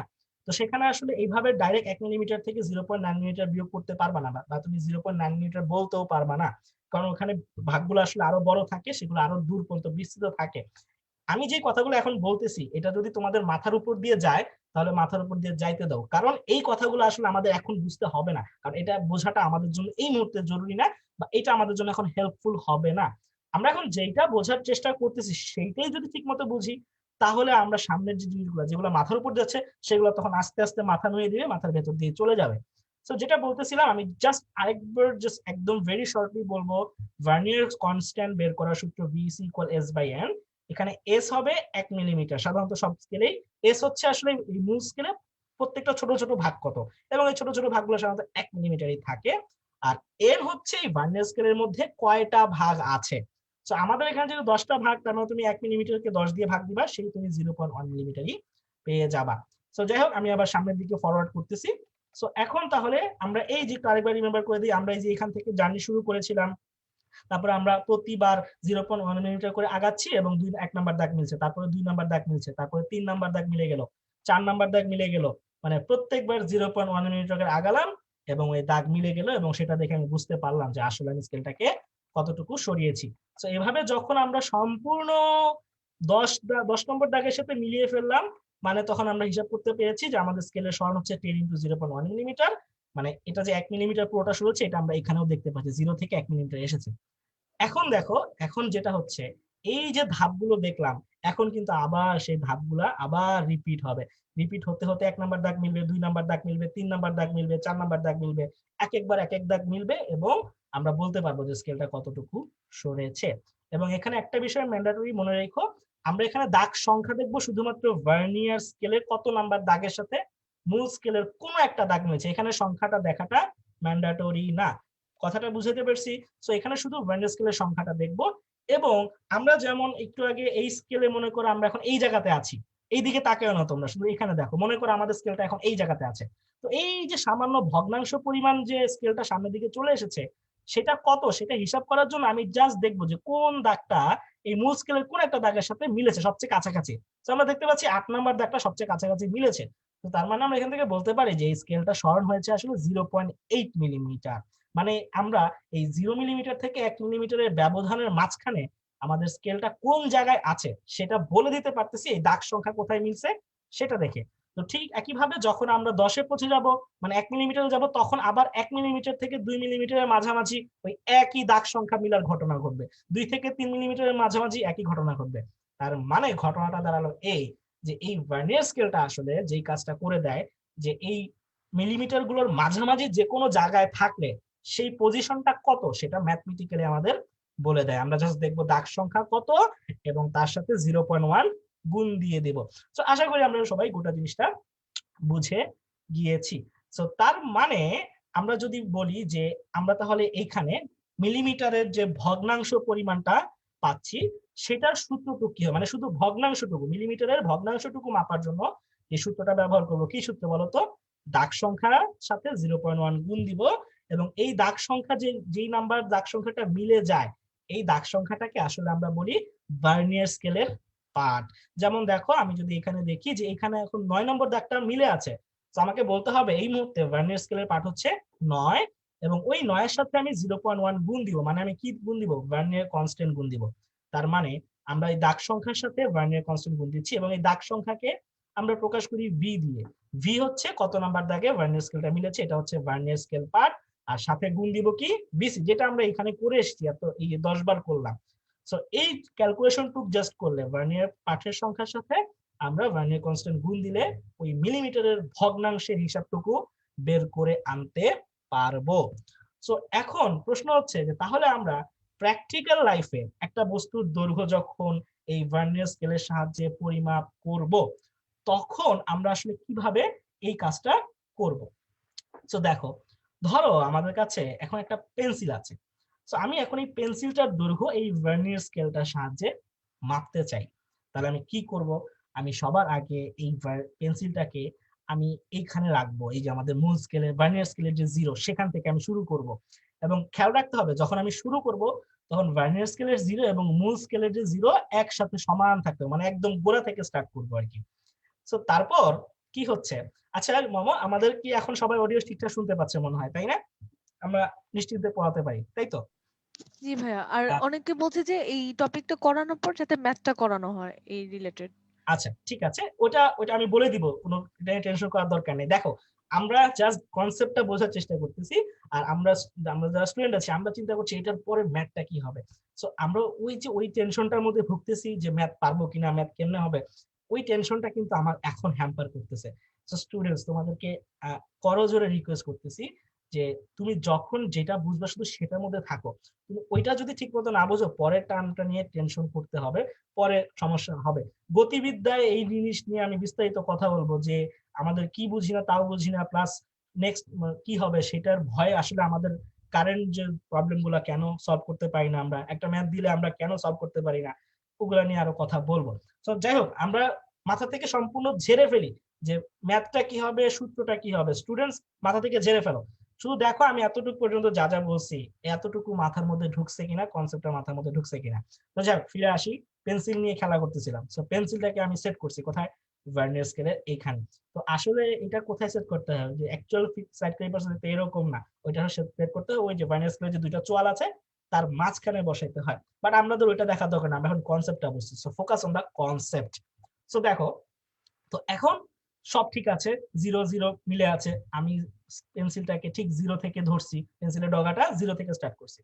এখন করব কি, এই পেন্সিলটাকে প্লাস হচ্ছে ভার্নিয়ার স্কেলটাকে একসাথে ধরে আমি ঠেলে সামনের দিকে পাঠিয়ে দিব, যতক্ষণ না পর্যন্ত পেন্সিলের শেষ মাথাটা এই 0 পর্যন্ত আসতেছে।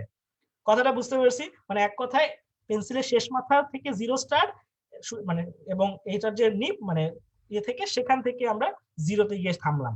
সো তার মানে আমরা যদি এখন বলি যে আমাদের এই পেন্সিলটার দৈর্ঘ্য কতটুকু, সেটা হবে যে এই যে 0 থেকে শুরু করে একেবারে পেন্সিলের যে মাথা পর্যন্ত মানে নিপ পর্যন্ত এই এতটুকু ডিস্টেন্স হচ্ছে আমাদের এই পেন্সিলটার টোটাল দৈর্ঘ্য, রাইট? এতে আশা করি কারো কোনো সমস্যা হওয়ার কথা না। তাহলে এখন তোমরা একটু বলো পেন্সিলটার দৈর্ঘ্য কত মনে হচ্ছে। দেখো, আমরা যখন এভাবে মাপবো আমরা দেখবো যে আমাদের ভার্নিয়ার স্কেলের যে 0 দাগটা, এই 0 দাগটা কোথায় আছে। দেখো তো সে কোন জায়গায় আছে, সে এরকম এই জায়গায় আছে, এবং এটা হচ্ছে 3 মিলিমিটার এবং 4 মিলিমিটারের মধ্যেখানের একটা জায়গা, তাই তো? তাহলে আমরা এখান থেকে তো এইটুকু শিওর হয়ে গিয়েছি যে এই পেন্সিলটার দৈর্ঘ্য অ্যাটলিস্ট 3 মিলিমিটার হবে, মানে 3 মিলিমিটার পরে একটু সামনে আগাইছে, রাইট? তো তার মানে আমরা বলতে পারি যে এই পেন্সিলটার দৈর্ঘ্য হচ্ছে 3 মিলিমিটার প্লাস। এখন প্লাস কত? প্লাস হচ্ছে এই যে 3 মিলিমিটারের পরে যে আরেকটু মিলিমিটারের ভগ্নাংশ পরিমাণ যে আমাদের স্কেলটা আগাইছে, এই যে এই ভাগটুকু আমাদের বের করতে হবে। এটাই ছিল আমাদের চ্যালেঞ্জিং পার্ট, রাইট? বাট একটু আগে তো আমরা জেনে আসলাম যে মিলিমিটারের ভগ্নাংশের মাঝে মাঝে যদি আমাদের স্কেলটা থাকে তাহলে আমরা কোথায় আছি আসলে সেটা বের করার জন্য আমি কার সাহায্য নিব? ওই যে আমাদের ভার্নিয়ার স্কেলের মধ্যে যে দাগ সংখ্যা আছে, দেখি কোন দাগ আমাদেরকে সাহায্য করে। মানে আমরা দেখবো যে কোন দাগ কি মূল স্কেলের কোন দাগের সাথে মিলেছে কিনা, যেটা সবচেয়ে কাছাকাছি মিলবে, সবচেয়ে প্রিসাইসলি মিলবে, সেটা আমি কাউন্ট করবো। তো দেখো 1 নাম্বার 2 3 এগুলো একটাও মিলে নাই, 4 5 6ও মিলে নাই, 7 কিন্তু মিলে গিয়েছে। তার মানে একদম 7 নম্বর ভার্নিয়ার স্কেলের 7 নম্বর দাগ এই মূল স্কেলের একটা দাগের সাথে ম্যাচ করেছে, কোইনসাইড করেছে। তো তার মানে কি বুঝতেছি বলতো? হ্যাঁ, এখানে আমাদের ভার্নিয়ার স্কেল পার্ট হচ্ছে 7। তাহলে মুখে মুখে কিন্তু বলা যায় যে এই এতটুকু, এই যে ভগ্নাংশ ডিসটেন্স, এইটুকু কত হবে আসলে? যদি আমরা আগে কথাগুলো বুঝে থাকি আমরা বলে দিতে পারতেছি এটা হচ্ছে 7 ইন্টু 0.1 মিলিমিটার। মানে ওই যে ভার্নিয়ার স্কেলের পার্টের সঙ্গে ভার্নিয়ার কনস্ট্যান্ট আমরা গুণ দিলাম। সো এইটুকুই হচ্ছে আমাদের ভগ্নাংশ পার্ট, এবং এইটাই হচ্ছে ভার্নিয়ার স্কেলের মূল চ্যালেঞ্জটা। বুঝতে পারছি? সো তাহলে আমরা ক্যালকুলেট করে এখান থেকে টোটাল পাচ্ছি 3.7 মিলিমিটার, মানে মিলিমিটারের ভগ্নাংশ পরিমাণ পর্যন্ত আমরা হিসাব করে ফেললাম। আর এইভাবেই আসলে আমরা স্লাইড ক্যালিপার্সের সাহায্যে কোনো একটা বস্তুর দৈর্ঘ্য মিলিমিটারের চেয়েও সূক্ষ্মভাবে মাপতে পারতাম। তুমি যদি এটা একটা নর্মাল স্কেল দিয়ে মাপতা, তুমি কি বলতে পারতা যে এটা 3.7 মিলিমিটার হবে? না, তুমি অনুমান করে বলতে পারতা এটা 3 এর একটু বেশি আছে, 4 এর কাছাকাছি আছে, বা মাঝামাঝি এরকম একটা বলতা, বাট সংখ্যা দিয়ে প্রকাশ করতে পারতা না, যেটা তুমি স্লাইড ক্যালিপার্স থাকলে পারতা। তো তাহলে আমরা যে এখানে কি কি ব্যবহার করলাম, প্রথমে আমরা দেখলাম যে আমাদের ভার্নিয়ার স্কেলের জিরো দাগটা মূল স্কেলের কোন দাগকে পার করে ফেলেছে, রাইট? সো মনে রাখবে এইটাকে বলা হয় মূল স্কেল পার্ট। কি বলা হয়? মূল স্কেল পার্ট বা এম। তাহলে আমি যদি বলি মূল স্কেল পার্ট কাকে বলে, প্রশ্ন যদি আসে, তাহলে কি বলবে? যে ভার্নিয়ার স্কেল দিয়ে কোনো কিছু মাপার সময়, কোনো কিছু দৈর্ঘ্য মাপার সময় ভার্নিয়ার স্কেলের জিরো দাগ মূল স্কেলের যে দাগকে অতিক্রম করবে, এই ক্ষেত্রে সেটা 3 মিলিমিটারকে অতিক্রম করেছে, তাই এক্ষেত্রে এটাই হচ্ছে আমাদের মূল স্কেল পার্ট, 3 মিলিমিটার। সো তাহলে এটাকে আমরা প্রকাশ করি আসলে এম দিয়ে। এম মানে হচ্ছে মূল স্কেল পার্ট। তাহলে আমরা বলতে পারি না যে স্লাইড ক্যালিপার্সের সাহায্যে কোনো বস্তুর দৈর্ঘ্য নির্ণয়ের সূত্রটা কি হবে? যদি পেন্সিলটার দৈর্ঘ্য হয় এল, তাহলে এল কত হবে? M plus V into VC. M হচ্ছে আমাদের এখানে 3 মিলিমিটার, প্লাস ভি তো 7, মানে ভার্নিয়ার স্কেলের পার্ট 7 নাম্বার দাগের সাথে মিলে গিয়েছিল, আর 0.1 হচ্ছে ভিসি। সো এই হচ্ছে তোমাদের মূল সূত্র, এবং এই সূত্র দিয়েই তোমরা আসলে ম্যাথ করবে। ম্যাথে যখন প্রশ্ন থাকবে, ইমরান ভাইয়া যখন তোমাদের ম্যাথ সলভ করাবে, তখন এইভাবে প্রশ্ন থাকবে যে মূল স্কেলের পার্ট এত, ভার্নিয়ার এত নম্বর দাগের সাথে মিলে গিয়েছে। হয়তো ভার্নিয়ার কনস্ট্যান্টের মান সরাসরি বলে দেওয়া থাকবে না, হয়তো বলে দেওয়া থাকবে যে ভার্নিয়ার স্কেলে কয়টা ভাগ আছে, মূল স্কেলের প্রত্যেকটা ছোট ছোট ভাগের দৈর্ঘ্য কত। তো তখন ওই যে আমরা VC equal to S by N সূত্রটা জানলাম, সেটা অ্যাপ্লাই করে আগে ভার্নিয়ার কনস্ট্যান্ট বের করব, তারপর আমরা জাস্ট এই সূত্রটা বসাবো, এবং আমরা এখান থেকে বের করে ফেলতে পারবো সেটা দৈর্ঘ্য কত।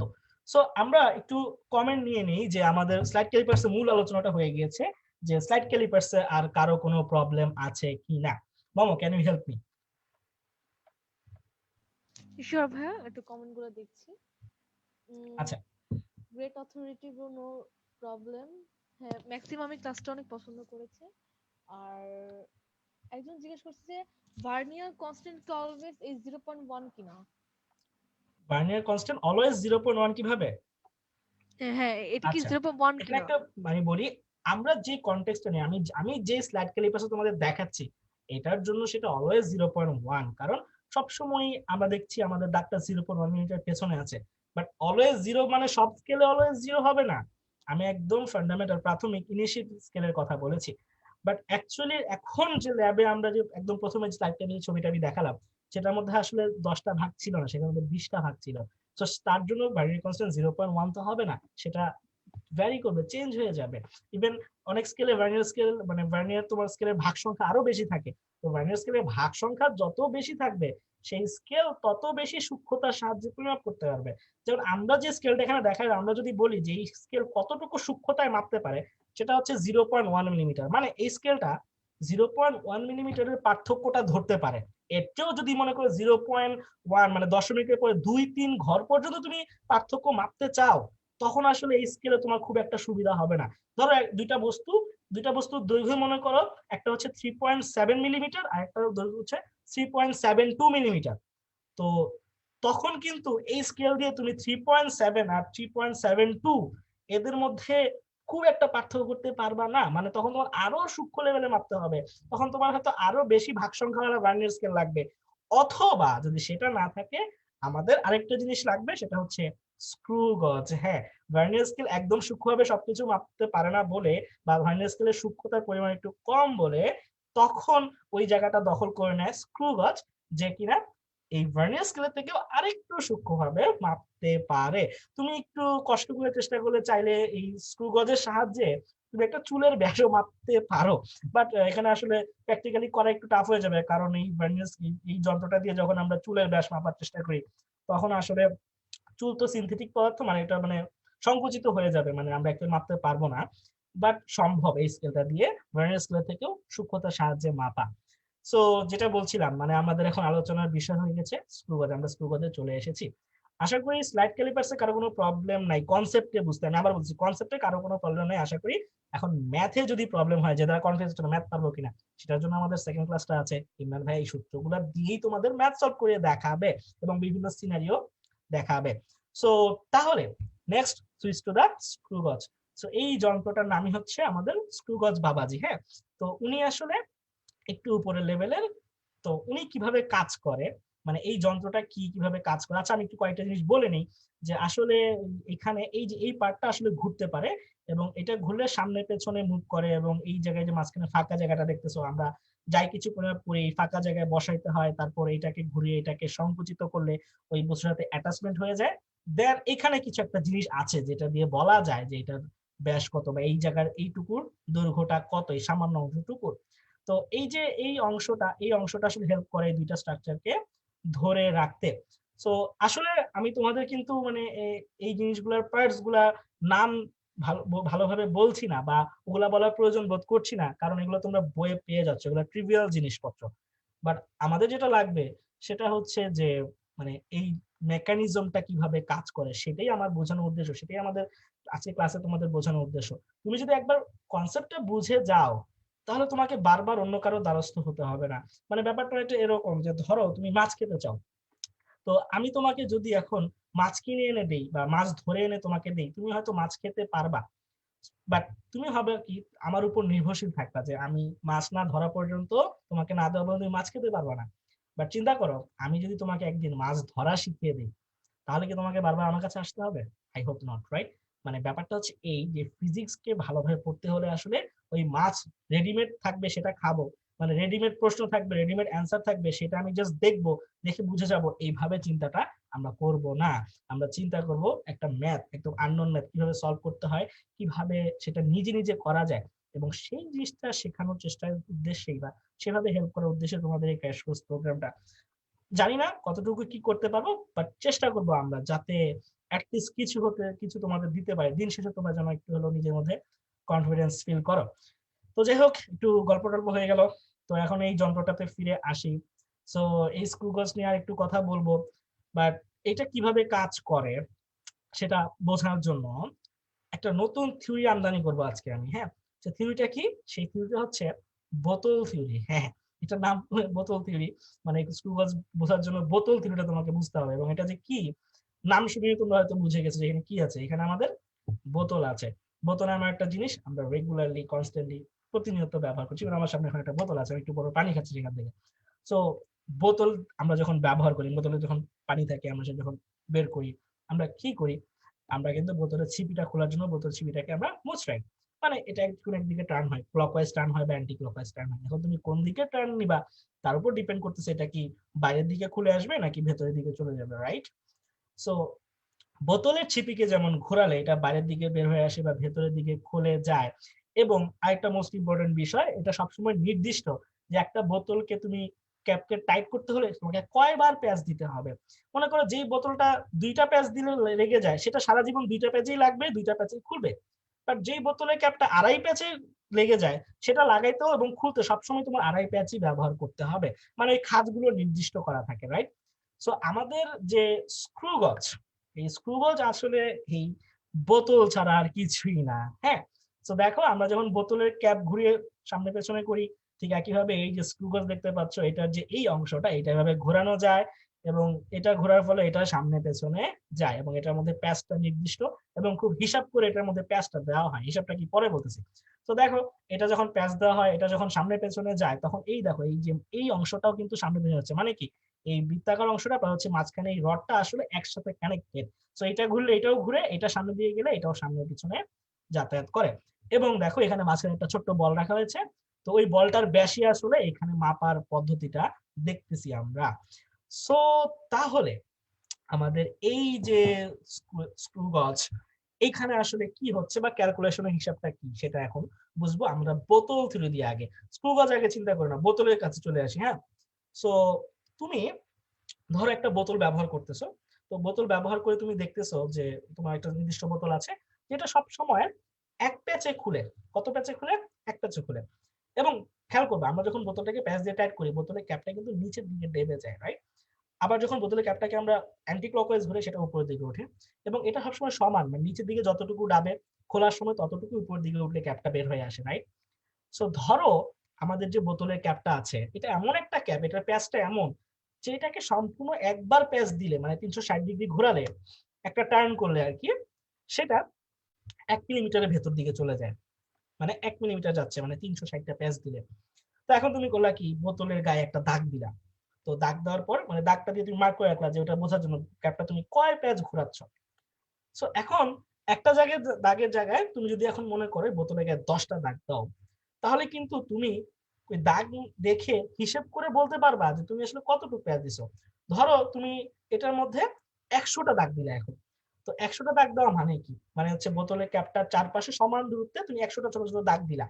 ঠিক অনেকটাই যে আমরা এখানে যেটা যেমন দাগ দেখতে পাচ্ছি। তো তাহলে তুমি যখন 100টা দাগ দিলা এবং তুমি যখন ক্যাপটাকে সম্পূর্ণ একবার পেঁচাবা, একবার টার্ন করবা, তখন তুমি দেখবা যে এই 100টা দাগ তুমি ঘোরাচ্ছ, ব্যাপারটা এরকম কিন্তু। সো তাহলে এখন যদি তুমি, তাহলে ব্যাপারটা একটু আবার মাথার মধ্যে নাও, সম্পূর্ণ একবার ঘুরলে তুমি 100টা দাগ অতিক্রম করো, ঠিক আছে? তো তুমি যদি এখন 50টা দাগ অতিক্রম করো, তাহলে কি হবে, মানে তুমি অর্ধেক অর্ধেক গিয়েছো।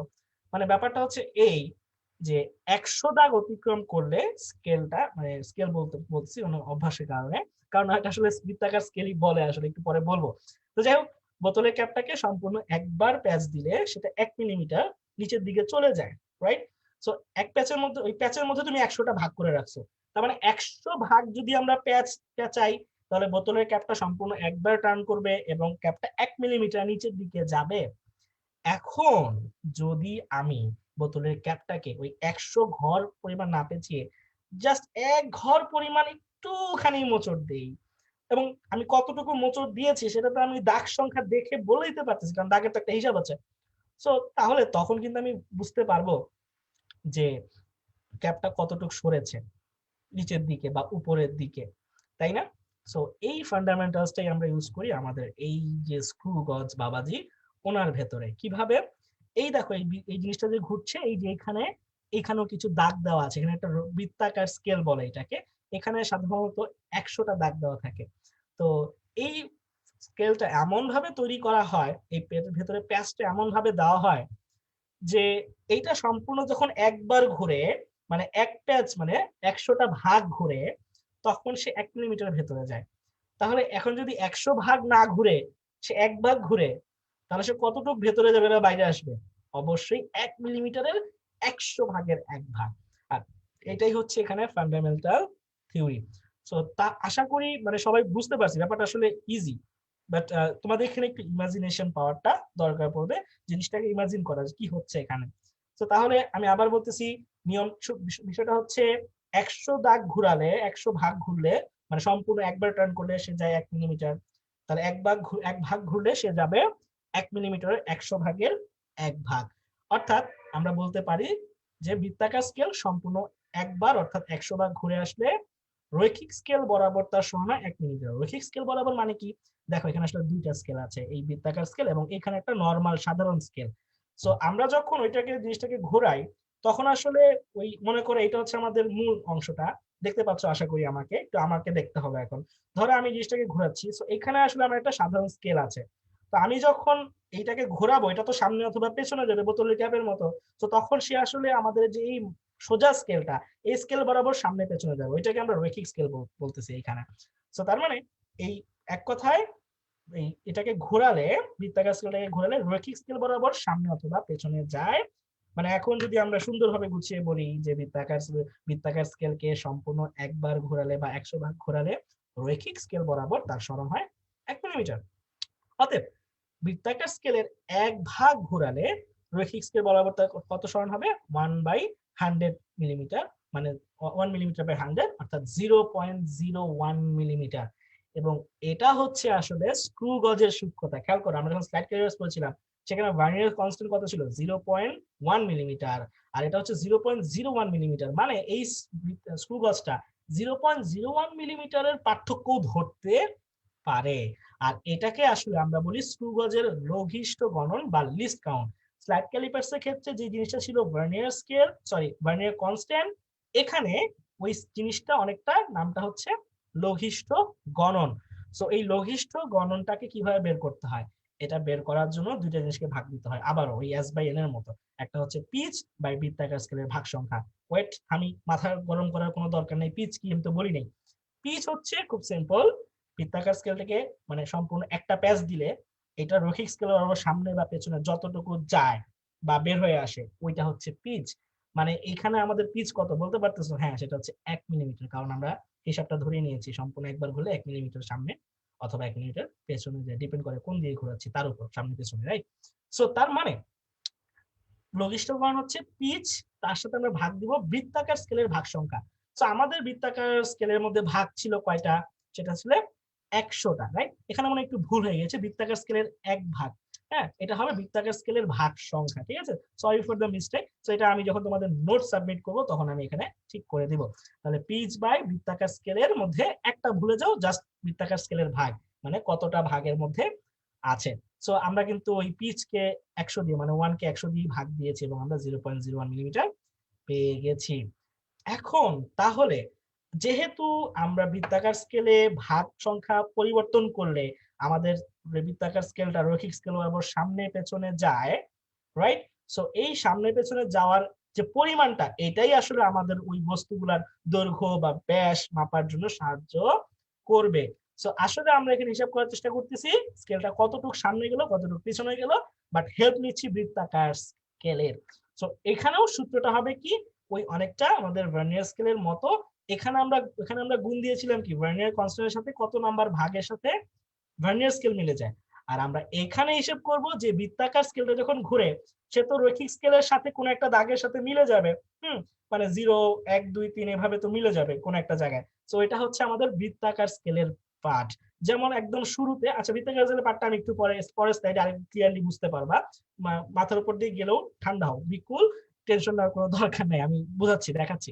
সো শুধু এতটুকু এখান থেকে জেনে নাও যে বৃত্তাকার স্কেলের সাহায্যে মিলিমিটারের ভগ্নাংশ পরিমাণ যে সরণ, মানে এখানে আমরা 1 মিলিমিটারের মাঝখানেই তো ভগ্নাংশ বের করতেছি, এক পেজ ঘুরলে 1 মিলিমিটার, আরেক পেজ ঘুরলে আরো 1 মিলিমিটার, মানে প্রতি 100 ভাগের মধ্যে 1 মিলিমিটার 1 মিলিমিটার করে সরণ হয়। তো মাঝামাঝি যে কোনো অবস্থানে থাকলে সেটা কোন অবস্থানে আছে সেটা বের করার জন্য আমরা এই বৃত্তাকার স্কেলের 100টা ভাগের সাহায্য নেই।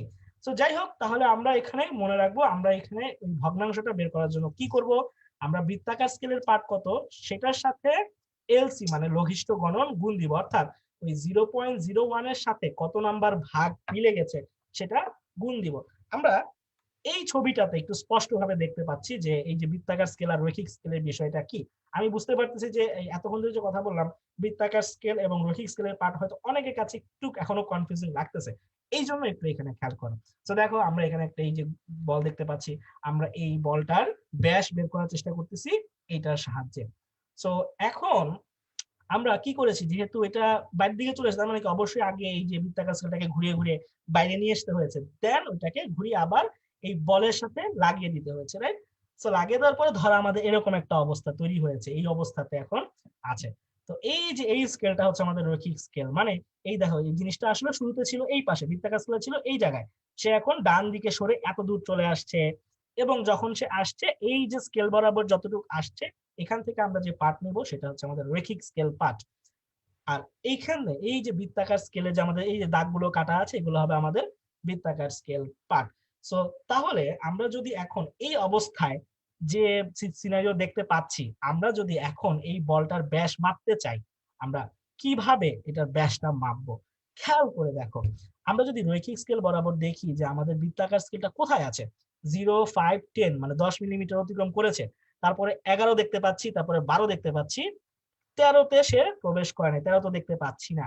তো এখানে 12 হচ্ছে আসলে আমাদের মূল স্কেল পার্ট বা রৈখিক স্কেল পার্ট। ভার্নিয়ার স্কেলে ছিল মূল স্কেল পার্ট, ওইটার নামই এখানে হচ্ছে রৈখিক স্কেল পার্ট। তাহলে রৈখিক স্কেল পার্টটা কি হবে, যে বৃত্তাকার স্কেলটা আমাদের রৈখিক স্কেলের কত নম্বর দাগকে ওভারকাম মানে অতিক্রম করে ফেলেছে। তো এখানে 12কে অতিক্রম করে ফেলেছে, 12কে সামান্য একটু অতিক্রম করেছে, তার মানে এই বলটার ব্যাস অবশ্যই 12 মিলিমিটার প্লাস। এখন প্লাসের পরে এই যে আরো ভাঙতি খুব ছোট্ট অংশ আছে, দেখো 12 মিলিমিটার পরে সামান্য একটু গিয়েছে, ওইটা তো আমরা খালি চোখে মাপতে পারবো না। সো ওইটা মাপার জন্য আমরা সাহায্য নেব কোন স্কেলের, এই বৃত্তাকার স্কেলের। একটু রিমাইন্ড করে দিই, যদি ধরো এটা একদম এক্স্যাক্টলি 12 মিলিমিটারই হতো, তাহলে এইখানে কিন্তু আমরা বৃত্তাকার স্কেলের 0 দাগ দেখতে পেতাম। কেন? আমি একটু বোঝানোর চেষ্টা করি।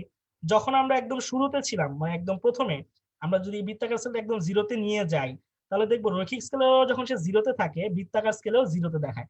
বাট এটা তো ঘুরতেছে, এটা ঘুরে ঘুরে ঘুরে ঘুরে এত দূরে বের হয়ে আসছে। সো যখন এটা 0 মিলিমিটার থেকে 1 মিলিমিটার আসছে, তখন কিন্তু সম্পূর্ণ 0টা ঘুরে আবার 0-তে আসছে। তারপরে আবার 0 নম্বর দাগটা সম্পূর্ণ একবার ঘুরে আবার রৈখিক স্কেলের সোজা দাগটার সাথে মিলে গিয়েছে। তার মানে এটা যদি শুধু 12 মিলিমিটারে থাকতো, এক্স্যাক্টলি 12 মিলিমিটারে থাকতো, তাহলে আমরা দেখতাম এখানে 0 দাগ। বাট দেখো এখানে 0 না, এটা 10, এটা 20, মানে এখানে 15 নাম্বার দাগের সাথে মিলে আছে। তার মানে কি, সে 12-তে এসে সম্পূর্ণ 0-তে মিলছিল, বাট বলটার ব্যাস আরেকটু বেশি হওয়ার কারণে সে আরেকটু প্যাচ খাইছে, আরেকটু প্যাচ খেয়ে আরেকটু বাইরের দিকে আসছে। এবং কতটুকু প্যাচ খাইছে সেটা আমরা দেখতে পাচ্ছি এই যে দাগ সংখ্যা যে মিলে গেছে, এই দাগ সংখ্যা থেকে 15 নম্বর দাগের সাথে মিলে গেছে। এখন আমরা জানি যে বৃত্তাকার স্কেলে প্রতি 1 ভাগ অতিক্রম করলে তার সরণ কত হয়, 0.01 মিলিমিটার। একটু আগে হিসাব করলাম লঘিষ্ঠ গণন দিয়ে, রাইট? সো এখন যেহেতু 15 নম্বর দাগের সাথে মিলে গিয়েছে, তাহলে কতটুকু, মানে বৃত্তাকার স্কেলটা রৈখিক স্কেল বরাবর কতটুকু বাইরের দিকে আসছে, ওই 15-এর সাথে 0.01 মিলিমিটার আমাদের আবার গুণ দিতে হবে।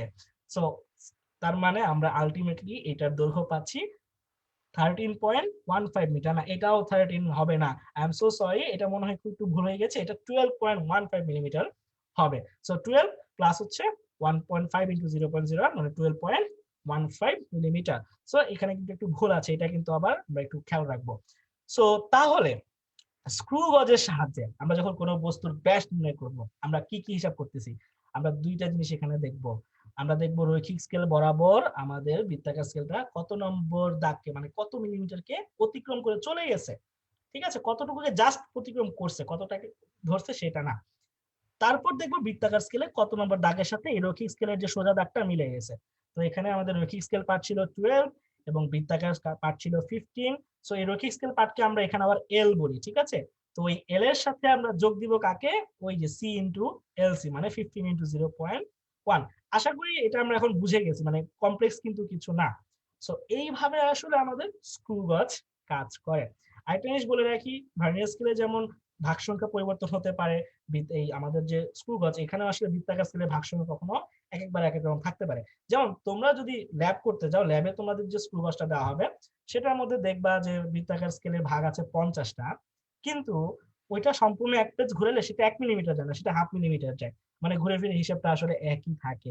মানে তুমি একবার 50 দাগ ঘুরাবা, তারপর আরেকবার 50 দাগ ঘুরাবা, হাফ মিলিমিটার টোটাল 1 মিলিমিটারই সরবে, এবং সেটার জন্য পিচের মান, মানে লঘিষ্ঠ গলনের মান সেই 0.01 মিলিমিটারই থাকবে। সো এই ছিল আমাদের স্লাইড ক্যালিপার্স এবং স্ক্রু গজের ফান্ডামেন্টাল ইকুয়েশন। স্ক্রু গজের সূত্রটা কি হচ্ছে, যে কোনো বস্তু ব্যাস যদি ডি হয়, তাহলে স্ক্রু গজের সাহায্যে সেটা বের করার সূত্র হচ্ছে L plus C into L C. L হচ্ছে রৈখিক স্কেল বরাবর কত পার্ট পাচ্ছি আমরা, সি তো হচ্ছে আমাদের কি কত নাম্বার দাগ, মানে সার্কুলার স্কেল আর কি, মানে বৃত্তাকার স্কেলে কত নাম্বার দাগের সাথে মিলে গিয়েছে, এলসি হচ্ছে লঘিষ্ঠ গলন বা এলসি।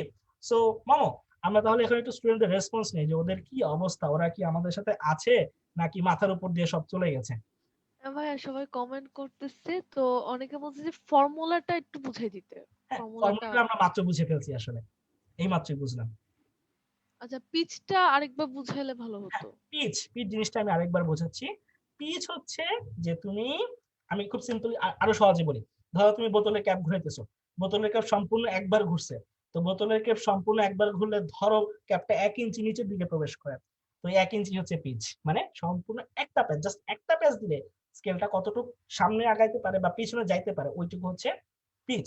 সো আমাদের স্কেলের মধ্যে বৃত্তাকার স্কেলে ভাগ সংখ্যা ছিল একটা, তার মানে বৃত্তাকার স্কেলে যদি 100টা ভাগ অতিক্রম করে, তাহলে আসলে পুরো স্কেলটা আসলে একবার ঘুরছে, 360 ডিগ্রি ঘুরছে।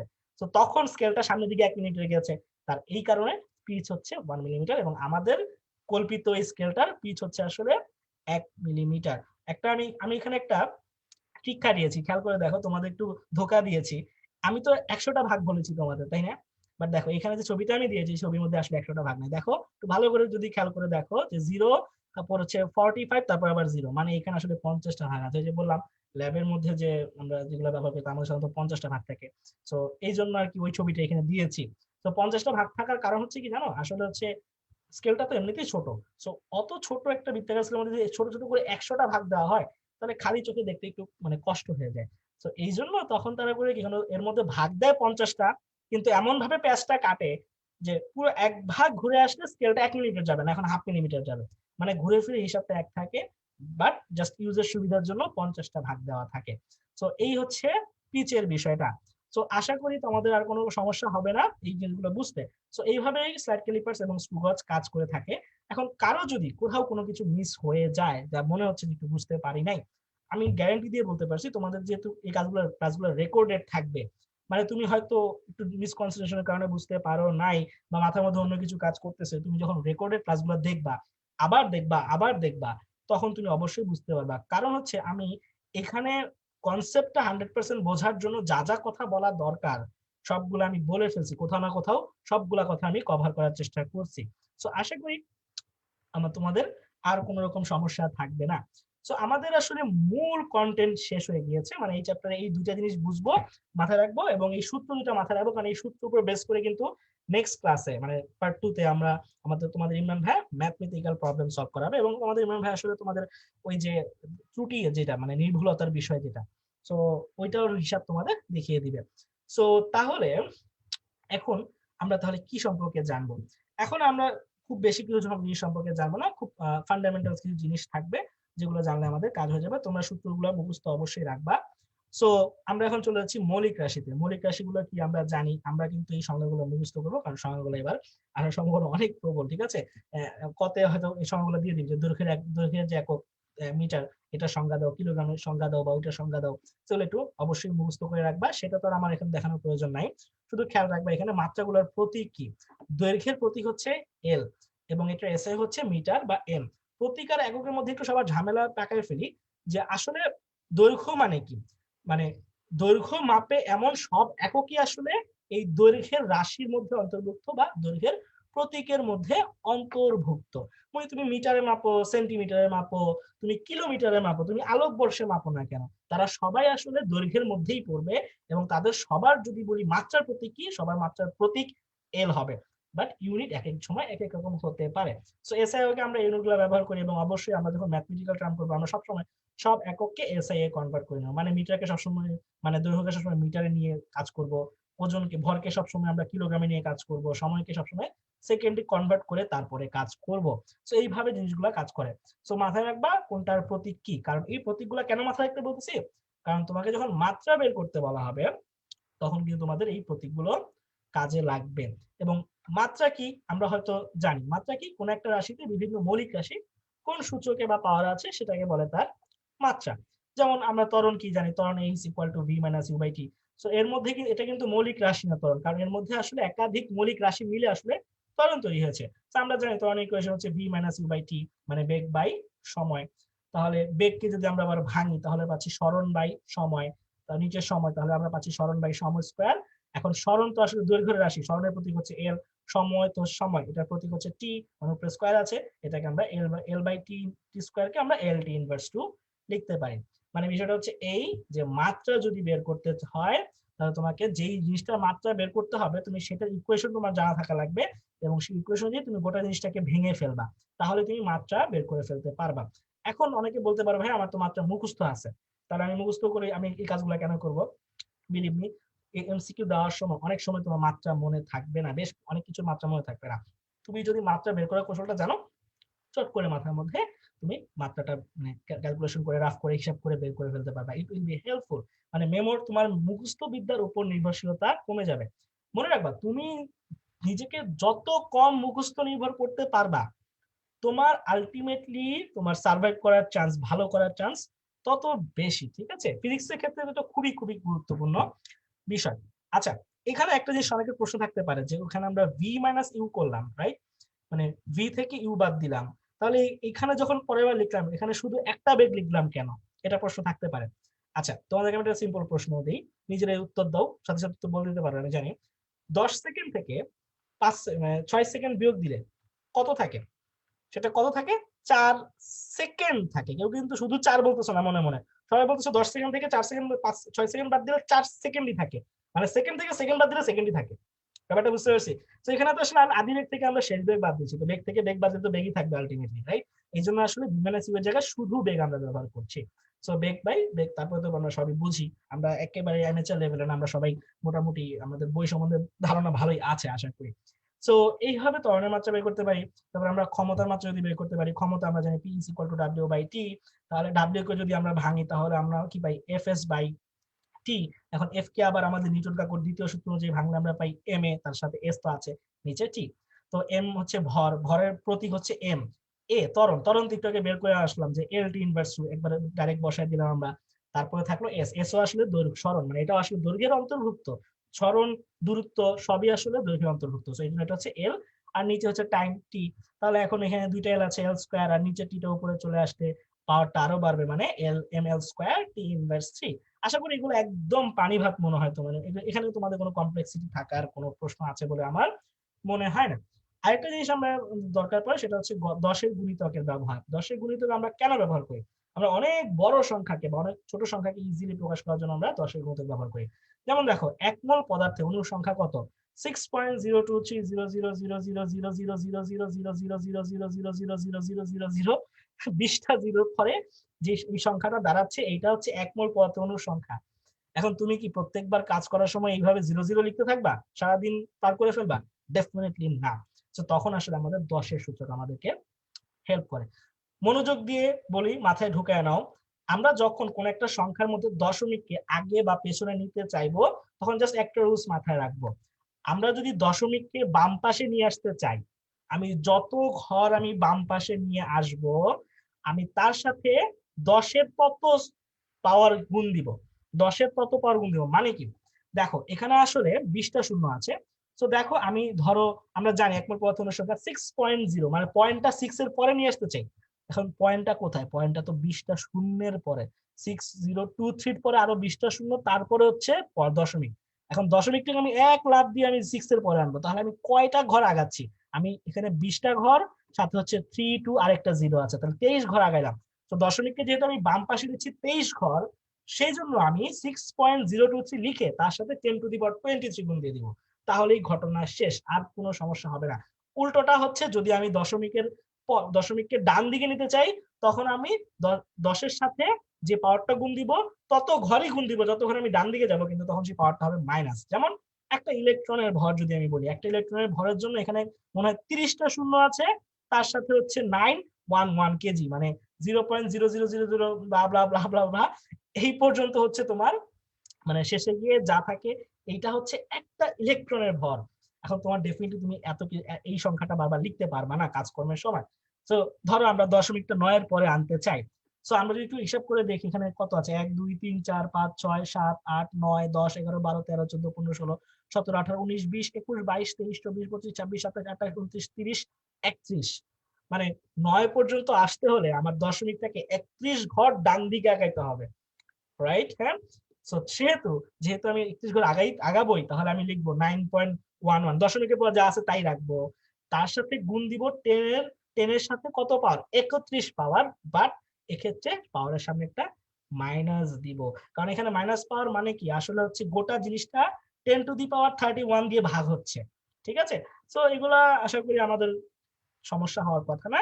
ওই যে অনেক সময় ক্যালকুলেটরে একরকম ভ্যালু আসে, অ্যান্সারে একরকম ভ্যালু, দশমিকটা জাস্ট আগে পিছিয়ে হয়, তখন আমরা বুঝতে পারি না যে দশমিকটা কোথায় কোথায় বসায় আমরা ওইটা অ্যান্সারটাকে মিলাবো। এটা অনেকে ভুল করে। শুধু সিম্পলি মাথায় রাখো, দশমিক যদি বাম দিকে আমরা নিয়ে আসি, তাহলে 10-এর পরে পাওয়ার যাই থাকুক তার সাথে যোগ করে দিব, আর দশমিককে যদি আমি ডান দিকে যাই, তাহলে ক্যালকুলেটরে 10-এর পরে যাই পাওয়ার থাকুক না কেন সেটার সাথে আমি বিয়োগ করব। যদি আমরা এই হিসাবটা মাথায় রাখি, তাহলে আর কখনো এই ধরনের প্রবলেম গুলা আমরা ফেস করব না। আচ্ছা, আমরা মোটামুটি ক্লাসের শেষের দিকে চলে এসেছি। মামা, আমরা যদি এখন যে সময়টুকু আছে যদি দেখতাম যে ওদের কার কার কি প্রবলেম হচ্ছে, কোন বিষয়টা আরেকবার আলোচনা করলে ভালো হয়। Can you help me? জি শিওর ভাইয়া। সো ম্যাক্সিমামই বলছে যে হ্যাঁ clear, thank you, thank you দিচ্ছে অনেকে, যে ক্লাসটা অনেক সুন্দর হয়েছে। আসলে এই ক্লাসটা অনেক সুন্দর হয়েছে কারণ ভাষণ তো ভাই ভয়েসটা বোঝা যাচ্ছিল না। হ্যাঁ, আমি আওয়াজ করি নাই আসলে, আমি জাস্ট সাইলেন্ট রিঅ্যাকশন দিচ্ছি, এই জন্য শুনতে পারো নাই। আচ্ছা আচ্ছা।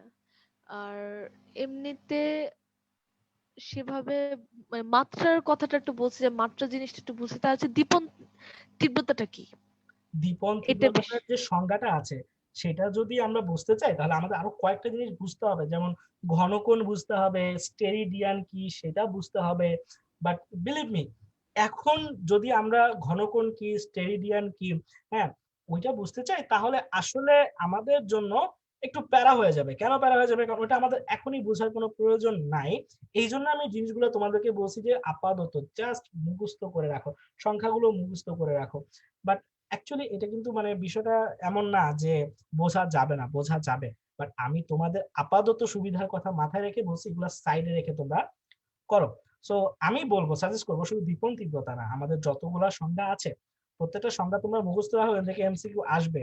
বাট ওটা বুঝতে গিয়ে এখন প্যারাটা নিও না, কারণ এই প্যারাটা তুমি হয়তো পরীক্ষা শেষে যখন তোমার অঢেল সময় থাকবে তখন তুমি বসে নিতে পারবা।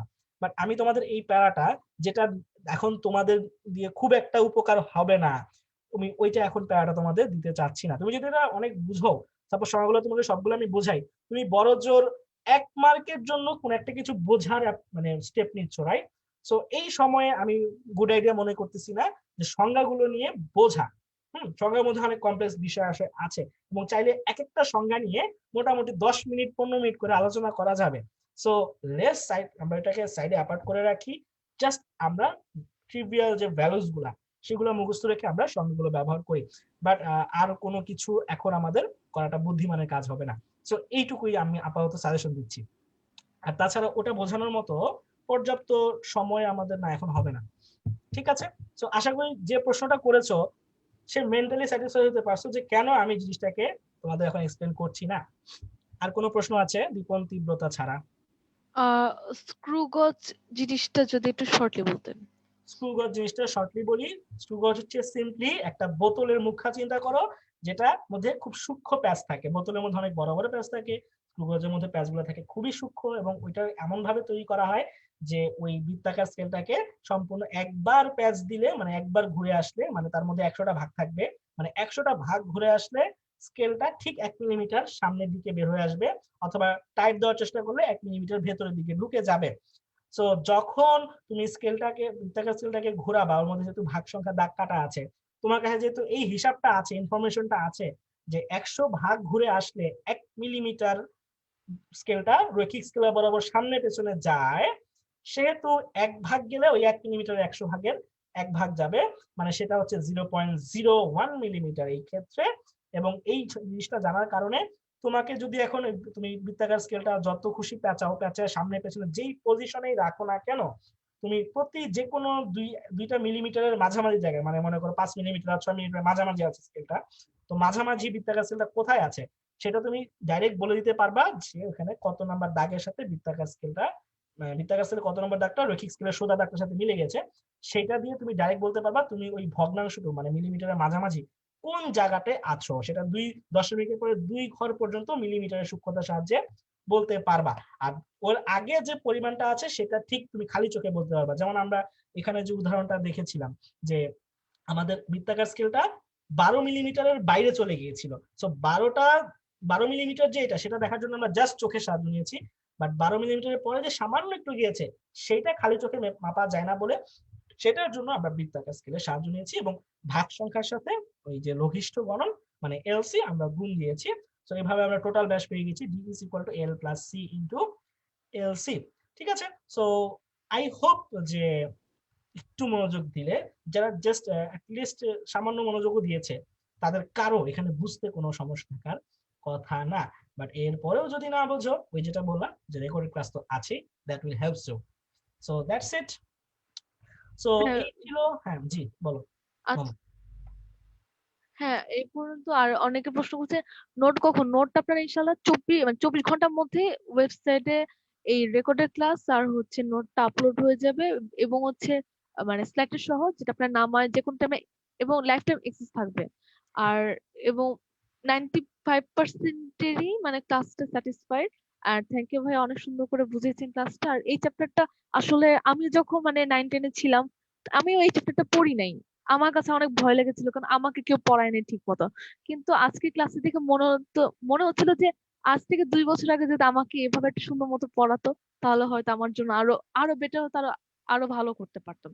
তো থ্যাংক ইউ ভাইয়া, আজকে ক্লাসটা আপনি যদি চান তাহলে এখানে আমরা শেষ করে দিতে পারি। হ্যাঁ ঠিক আছে, আমি জাস্ট একটু অ্যাড করে নেই যে আমি যে একটা কাজ করে দিবনি, তোমাদের যে নোটটা দেওয়া হবে সেই নোটের সাথে আমি একটা লিংক দিয়ে দিবনি, হাইপার লিংক দিয়ে দিব, যেটাতে গেলে তোমরা সরাসরি এই যে আমি স্লাইড ক্যালিপার্সের যে ব্যাপারটা দেখালাম অ্যানিমেশনের মাধ্যমে, সেটা আমি যে হাতে কলমে কিভাবে করা যায় সেটার একটা ভিডিও আছে আমার, সেটা লিংক দিয়ে দিব।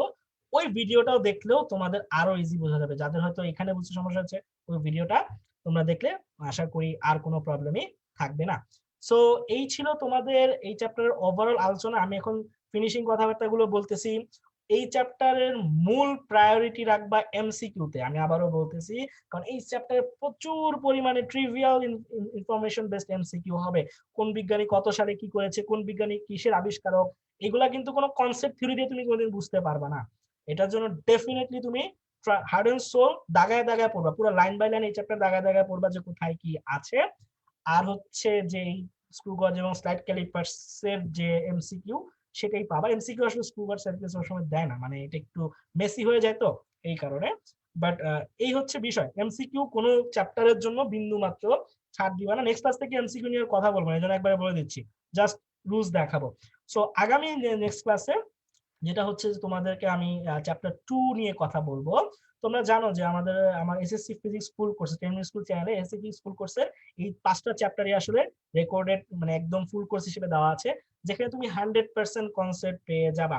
আমরা 1.5 ঘন্টার ক্লাসে হয়তো তোমাকে কয়েকটা বিষয় থরলি বোঝাতে পারছি, বাট ওখানে আমি গতি ক্লাসটা 2.5 ঘন্টার মতো নিয়েছি, তোমাদের কাজ শক্তি ক্ষমতার ক্লাসটাও প্রায় 2 ঘন্টার মতো নিয়েছি।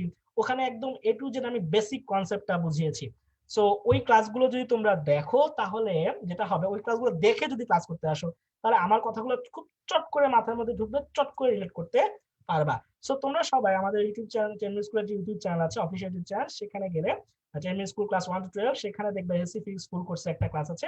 তোর মধ্যে চ্যাপ্টার 2 এর ভিডিও, চ্যাপ্টার 1 এরও তো ভিডিও আছে, তোমার সাথে এর আগে সরাসরি কথা হয় না এই জন্য ওটা বলতে পারি নাই, বাট চ্যাপ্টার 2 এর যে ভিডিওটা আছে সেটা দেখে চ্যাপ্টার 2 এর আমরা যে লাইভ ক্লাসগুলো করতে আসবো এক্সপেক্ট করতেছি, এবং চ্যাপ্টার 1 এর যে ভিডিও আছে সেটাও যদি দেখো, তাহলে আজকে যে কথাগুলো বললাম, যা কিছু দেখালাম, সবকিছু দিয়ে দিয়ে চারে মিলে মস্তিষ্কে ঢুকে যাবে আই থিঙ্ক। সো আজকের মতো এতটুকুই, গলা শুকিয়ে গিয়েছে আমার, সবাই ভালো থাকো, সুস্থ থাকো, নেক্সট লাইভে দেখা হচ্ছে। মামু।